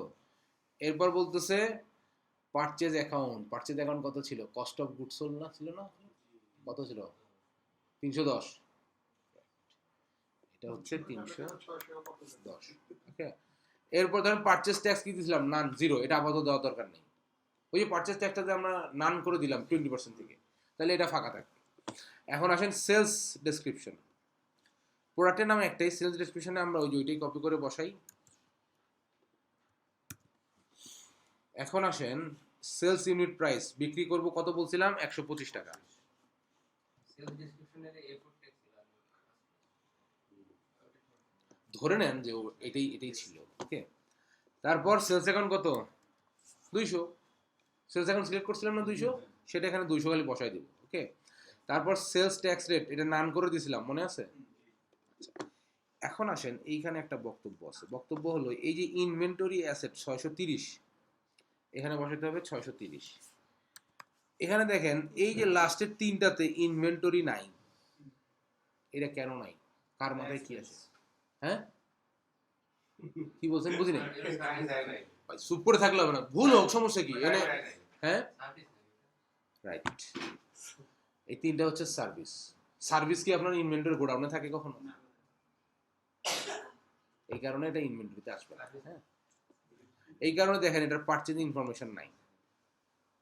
ওকে, ধরেন আপনি একটা মেকানিককে, আপনার কি ধরেন আপনার আপনার আপনার এটা কি কম্পিউটার টেক অ্যান্ড অ্যাসেসরি, তাই না? আপনি একটা লোক রাখছেন যাকে আপনি বেতন দেন, সে আপনার ওই যে কম্পিউটার ঠিক করে দেয়।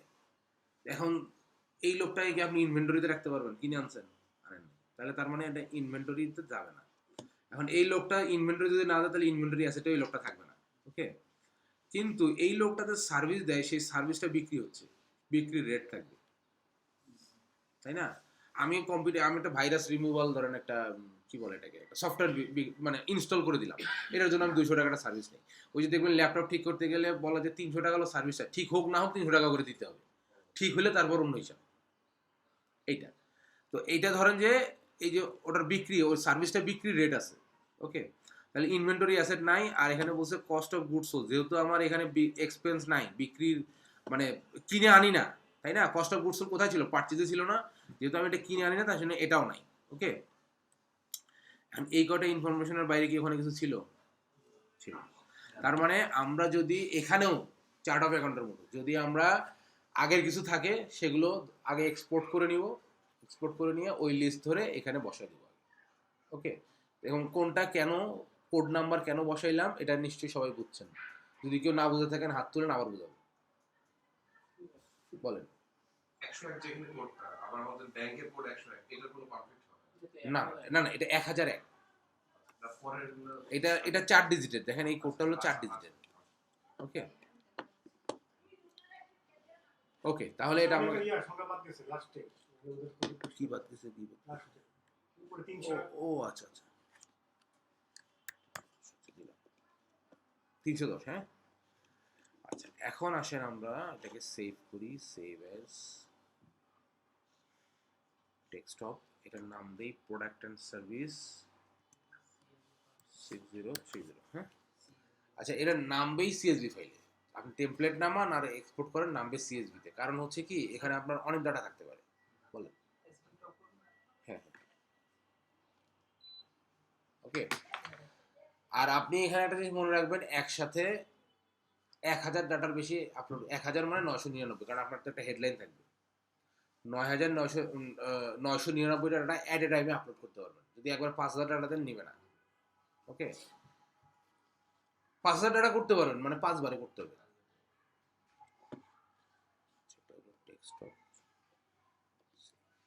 ওকে, তাহলে আমরা কি করলাম, আমরা আগের যেটা ছিল, আমার সিস্টেমে যেটা ছিল সেটাকে আমরা এখানে ইনক্লুড করে নিলাম।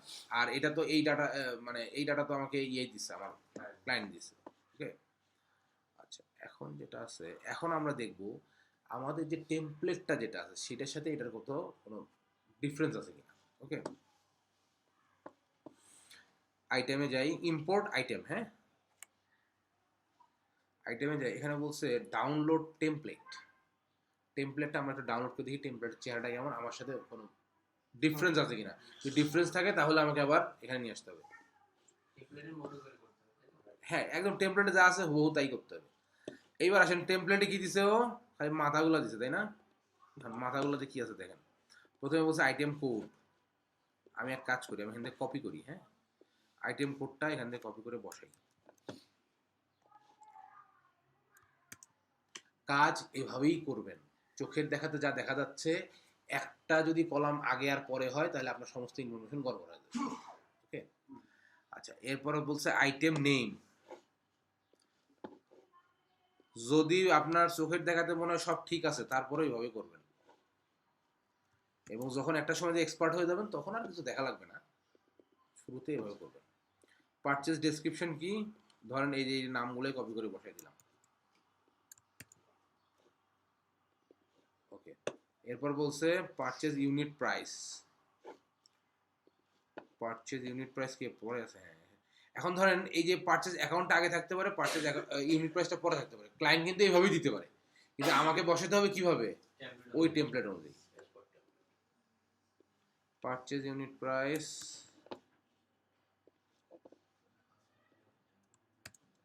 আচ্ছা, পারচেজ অ্যাকাউন্ট। এই পিছনে যে কজন আপু আছেন, আপনারা তো ক্লাস রেগুলার করবেন নাকি? নেক্সট ক্লাস থেকে আপনার সামনে বলবেন, পিছন থেকে আপনারা ঠিকমতো দেখতে পান না। স্ক্রিনটা ছোট হয়ে গেছে।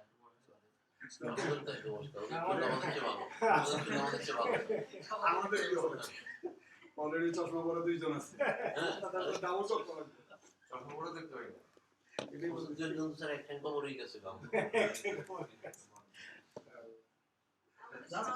জাস্ট এখান থেকে কলামগুলো বোঝা যাচ্ছে। এই তো থাম্বা পিসিগুলো অন হলে ভালো হতো, সবার সামনে দেখতে পারতাম। হ্যাঁ, পিসি অন করবেন, না না, ওটা কি ইয়ে করে দেবো, না না, ওখানে কানেকশন দেওয়া যাবে না। এই তো এটাই তো কথা। আচ্ছা, এই হচ্ছে পারচেজ ট্যাক্স রেট আমরা ফাঁকা রাখছি। তারপর হচ্ছে সেলস ডেসক্রিপশন, এখানে কি আছে দেখি। সেলস ডেসক্রিপশন, ওই প্রোডাক্টের নামটাই কপি করে বসাই দিচ্ছে। যদি কিছু না থাকে প্রোডাক্টের নামটাই কপি করে বসাবেন, কোনো সমস্যা নেই। এরপর বলছে sales unit price. Control tab. আমার এখানে, আমার এটা ভাই ম্যাকবুক, কন্ট্রোল ট্যাব দিয়ে কাম হয় না, সমস্যা হয়েছে এই জায়গায়। কোন আক্কেলে যে তখন কিনছিলাম, এটা খুব ভেজাল। কুইকবুকের অ্যাকাউন্ট খোলার জন্য আমারটা বেস্ট। Sales account. আচ্ছা, এই যে কপি করে বসাইতেছি, এটা কি আপনারা বুঝতেছেন? জি স্যার, কপি পেস্ট। এই যে সেলস অ্যাকাউন্টের জায়গায় সেলস অ্যাকাউন্টটা বসাই দিলাম, হ্যাঁ জটিল কিন্তু তাও বুঝতেছি। এই যে 200, ট্যাক্স রেট ফাঁকা, এরপর ইনভেন্টরি আছে কত 630। ভিডিও না দেখলে আসলে বোঝা যায় না। ভিডিও 2বার করে দেখতে হবে তাইলে বুঝতে পারবে। তাহলে বুঝতে পারবে। আচ্ছা ভাই, ভিডিও দেখে দেখে লাগাইছি স্যার আপনার ক্লাস করে আপনি কনসেপ্টটা মাথায় নিতে পারবেন, কিন্তু প্রসেস ভিডিও রেগুলার না দেখলে আপনি বুঝতে পারবেন না। অ্যাটলিস্ট 2বার করে দেখতে হবে এবং সাথে সাথে প্র্যাকটিস করতে হবে। আচ্ছা, এরপরে এই জন্যই তো অনেকে আসে ভিডিও দেখতে না পারার কারণে ক্লাস বুঝতে পারে না, আর ক্লাস করতে ভালো লাগে না, তখন আর আসে না। ওকে, তাহলে এটাকে আমরা সেভ করি। আগেরটাও তো মনে সেভ করছিলাম।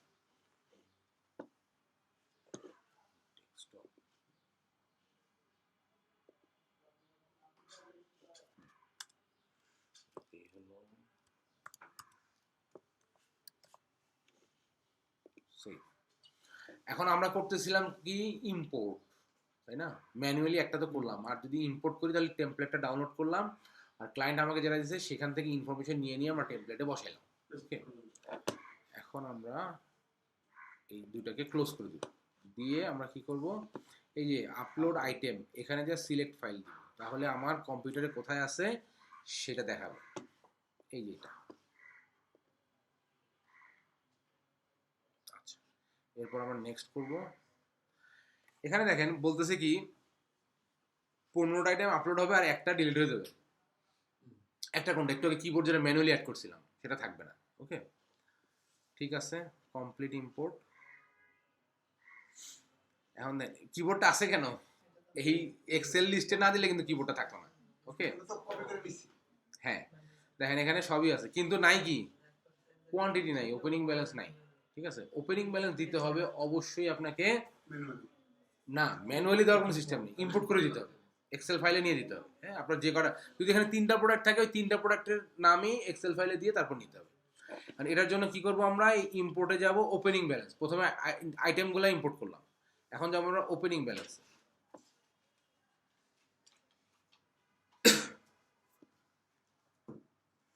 ওপেনিং ব্যালেন্স দেখেন এখানে বলছে what is the date of your opening balance. এই জিনিসগুলো না খুবই ইম্পর্টেন্ট, ধরেন কোনো কারণে এইটা একটু স্কিপ করে গেছেন টোটাল গ্যাঞ্জাম লেগে যাবে, মানে ডেটটা খুবই ইম্পর্টেন্ট। এখন এখানে আজকের ডেট দেওয়া, এখন আপনার এই ওপেনিং ব্যালেন্সটা কবে থেকে আপনার এখানে আছে, আমরা অলরেডি ব্যাংক অ্যাকাউন্ট দেখলাম কত 2022-এ, তাহলে আমি যদি ওপেনিং ব্যালেন্সের ডেট 2022-এর আগে না দিই তাহলে 2022-এর কোনো ট্রানজাকশন আমি করতে পারবো না। ও কি বলবে 2022-এ তো এই আইটেম তো এখানে ছিলই না, তুমি কীভাবে দাও এটা, বুঝতে পারছেন? তো যার কারণে আমরা ওপেনিং ব্যালেন্সটা এখানে ক্লিক করি, ক্লিক করে ধরেন 2021 সাল দিই, 21 সাল জানুয়ারি মাস। ওকে, ধরেন জানুয়ারির 1 তারিখ থেকে, তাহলে এই ডেটটা কি করতে হবে, অবশ্যই আমার ক্লায়েন্টের রিকোয়ারমেন্ট অনুযায়ী আমার কোম্পানির বিজনেস, সাপোজ ধরুন উনি বললো যে আমি 23 সাল থেকে বিজনেস করি, তাহলে 23-এর 1 জানুয়ারি থেকে আমার এগুলো সব ডাটা যাবে। এখন আপনি যদি আজকের ডেট দেন তাহলে আগের কোনো এন্ট্রি দিতে পারবেন পরে দেয়, যার কারণে এখানে অবশ্যই 23 সালের 1 জানুয়ারি থেকে শুরু করতে হবে। ওকে, এরপর বলছে কি এ সিঙ্গেল অ্যাকাউন্ট ইনভেন্টরি। আচ্ছা, which account holds the value of your inventory. ওই যে আমরা ওখানে দেখছি 630-এর পর আমি যে আপনাদেরকে বললাম যে আপনি চাইলে 2টা অ্যাকাউন্টে, যদি আপনি অ্যাজ এ অ্যাকাউন্টেন্ট মনে করেন আপনি 2টা অ্যাকাউন্টে ইনভেন্টরি মেনটেন করবেন, করতে পারেন। এখানে যে বলছে সিঙ্গেল অ্যাকাউন্ট নাকি মাল্টিপল অ্যাকাউন্ট,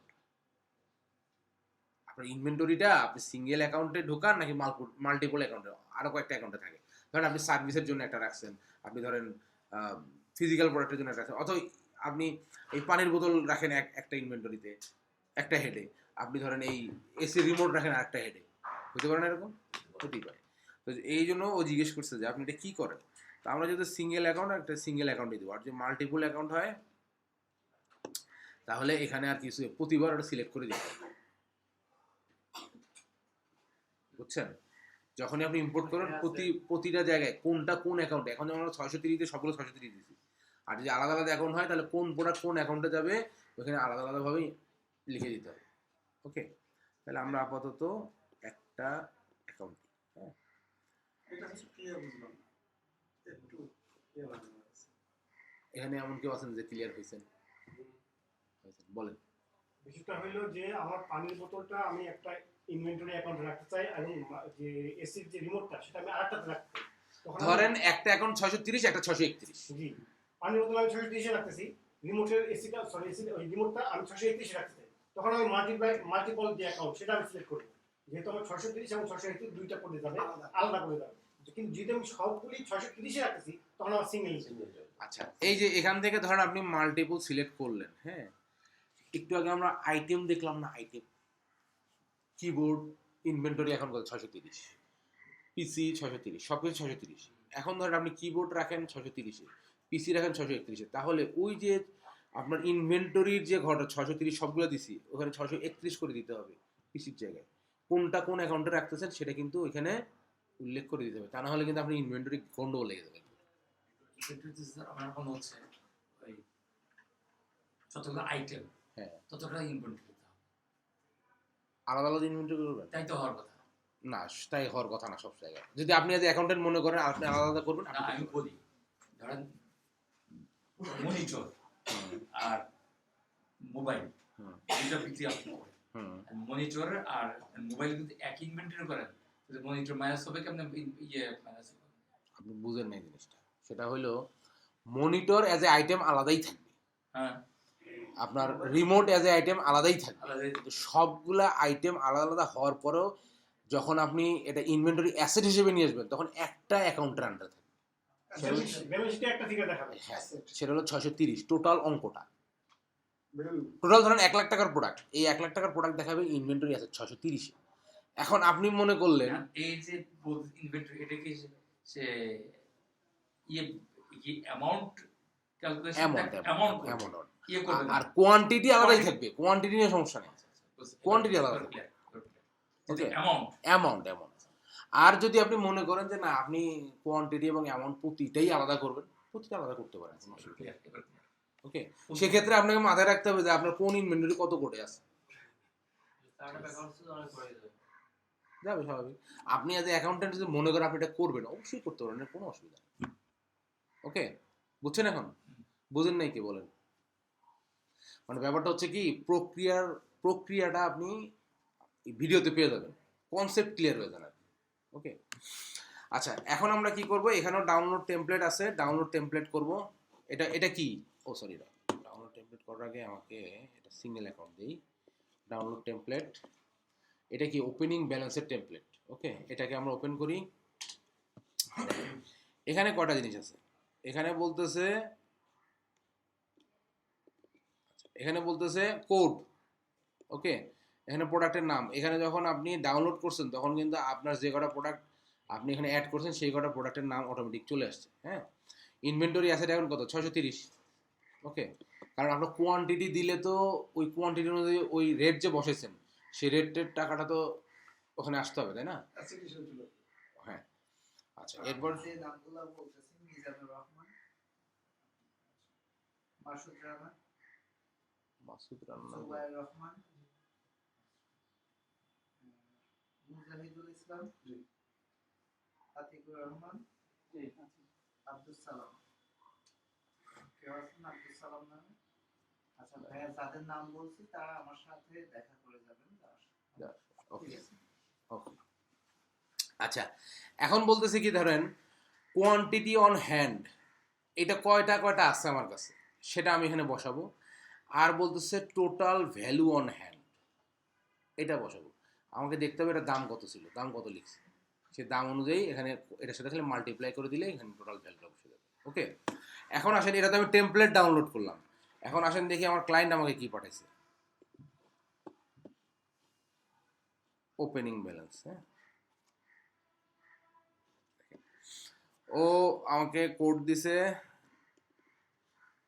আচ্ছা, এইখানে দেখেন কোয়ান্টিটি অন হ্যান্ড ও আমাকে দিয়ে দিছে কোনটা কতটা ফিজিক্যালি প্রোডাক্ট আমার হাতে আছে, সেটা আমি এখান থেকে কপি করি। কপি করে এই যে এখানে কোয়ান্টিটি অন হ্যান্ডে আমি এখানে বসাই দিলাম। এখানে একটা কম হইলো কেন, এখানে একটা কম হচ্ছে, এটা বসাতে হবে 2 নম্বর থেকে। আর এই যে কিবোর্ড ধরে নিচ্ছে আমি, কিবোর্ড আছে 100 টাকা, কিবোর্ড তো লিস্টে ছিল না, পরে ঢুকেছিল। আচ্ছা, এখন ধরেন এই যে এখান থেকে যদি আমি একটু ডাটা নিয়ে আসি,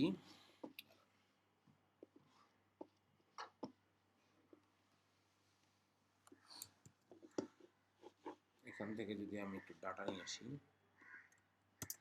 বসাইলাম। হ্যাঁ, এখানে অ্যামাউন্ট কত?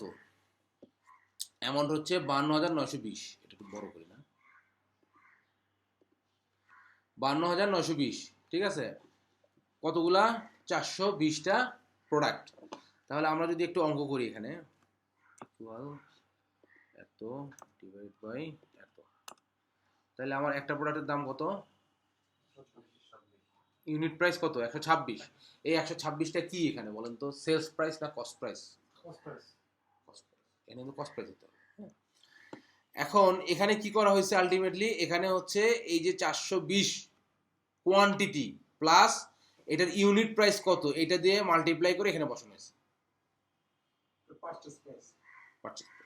এখন যদি আমরা এইটার ক্ষেত্রে করি, একটা করলে তো সব বোঝা যাবে, তাই না? এটার ক্ষেত্রে যদি করি, তাহলে আমার এটা কত? 100 ইন্টু আমার এটার কস্ট প্রাইস কত ধরছিলাম, আর সেল প্রাইস কত ধরছিলাম, এই 100। এটা হবে এখানে 10,000।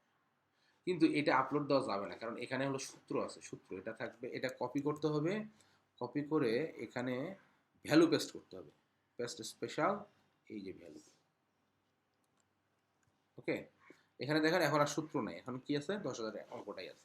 আর এই যে এটাকে তুলে দিতে হবে, মানে এখানে এর বাইরে আর কিছু থাকা যাবে না। তাহলে এইটা কিভাবে ঠিক করবে এটাকে আমরা বুঝতে পারলাম।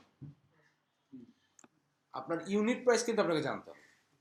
ইউনিট প্রাইস জেনে আপনাকে এখানে এটা টোটাল এটা দিয়ে মাল্টিপ্লাই করে এখানে বসাতে হবে এবং সূত্রটা তুলে দিয়ে ভ্যালু পেস্ট করে ফ্রেশ রাখতে হবে।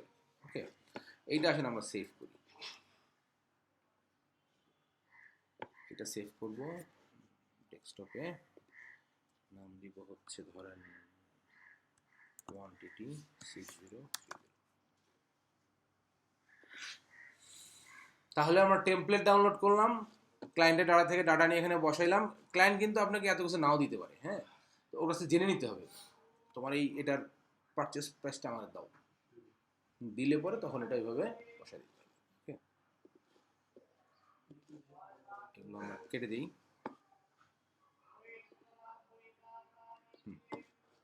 এখন আমরা কি করবো? এটা আপলোড করব। এই যে ব্রাউজ করব, এখানে যাব ডেস্কটপে, এই যে এইটা কোয়ান্টিটি 6030,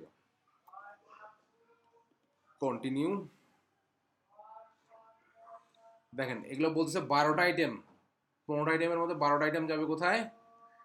ইনভেন্টরিতে। হ্যাঁ, ব্যালেন্স।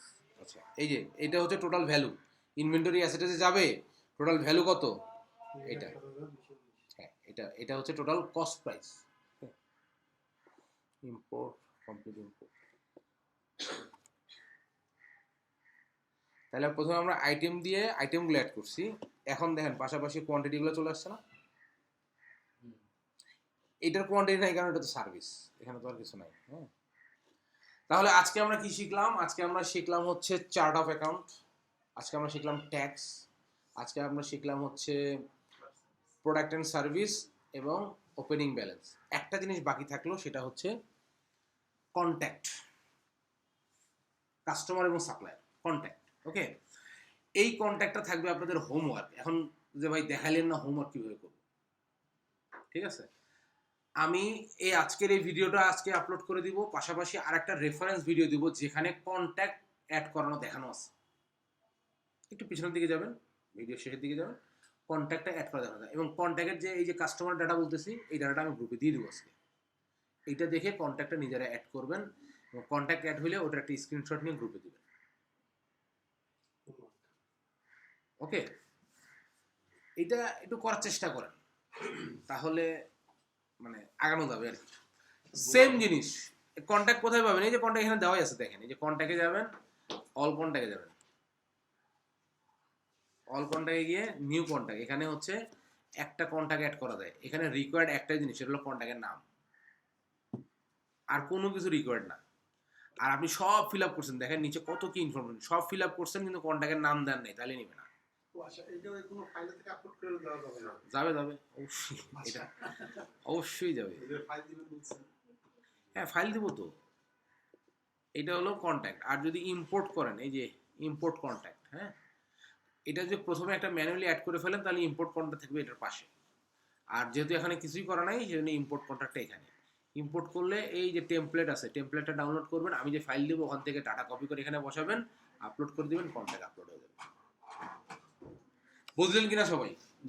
কন্ট্রাক্টর হলো কাস্টমারের নাম, কাস্টমার বা সাপ্লায়ার সবগুলো নামই ওর মধ্যে থাকবে।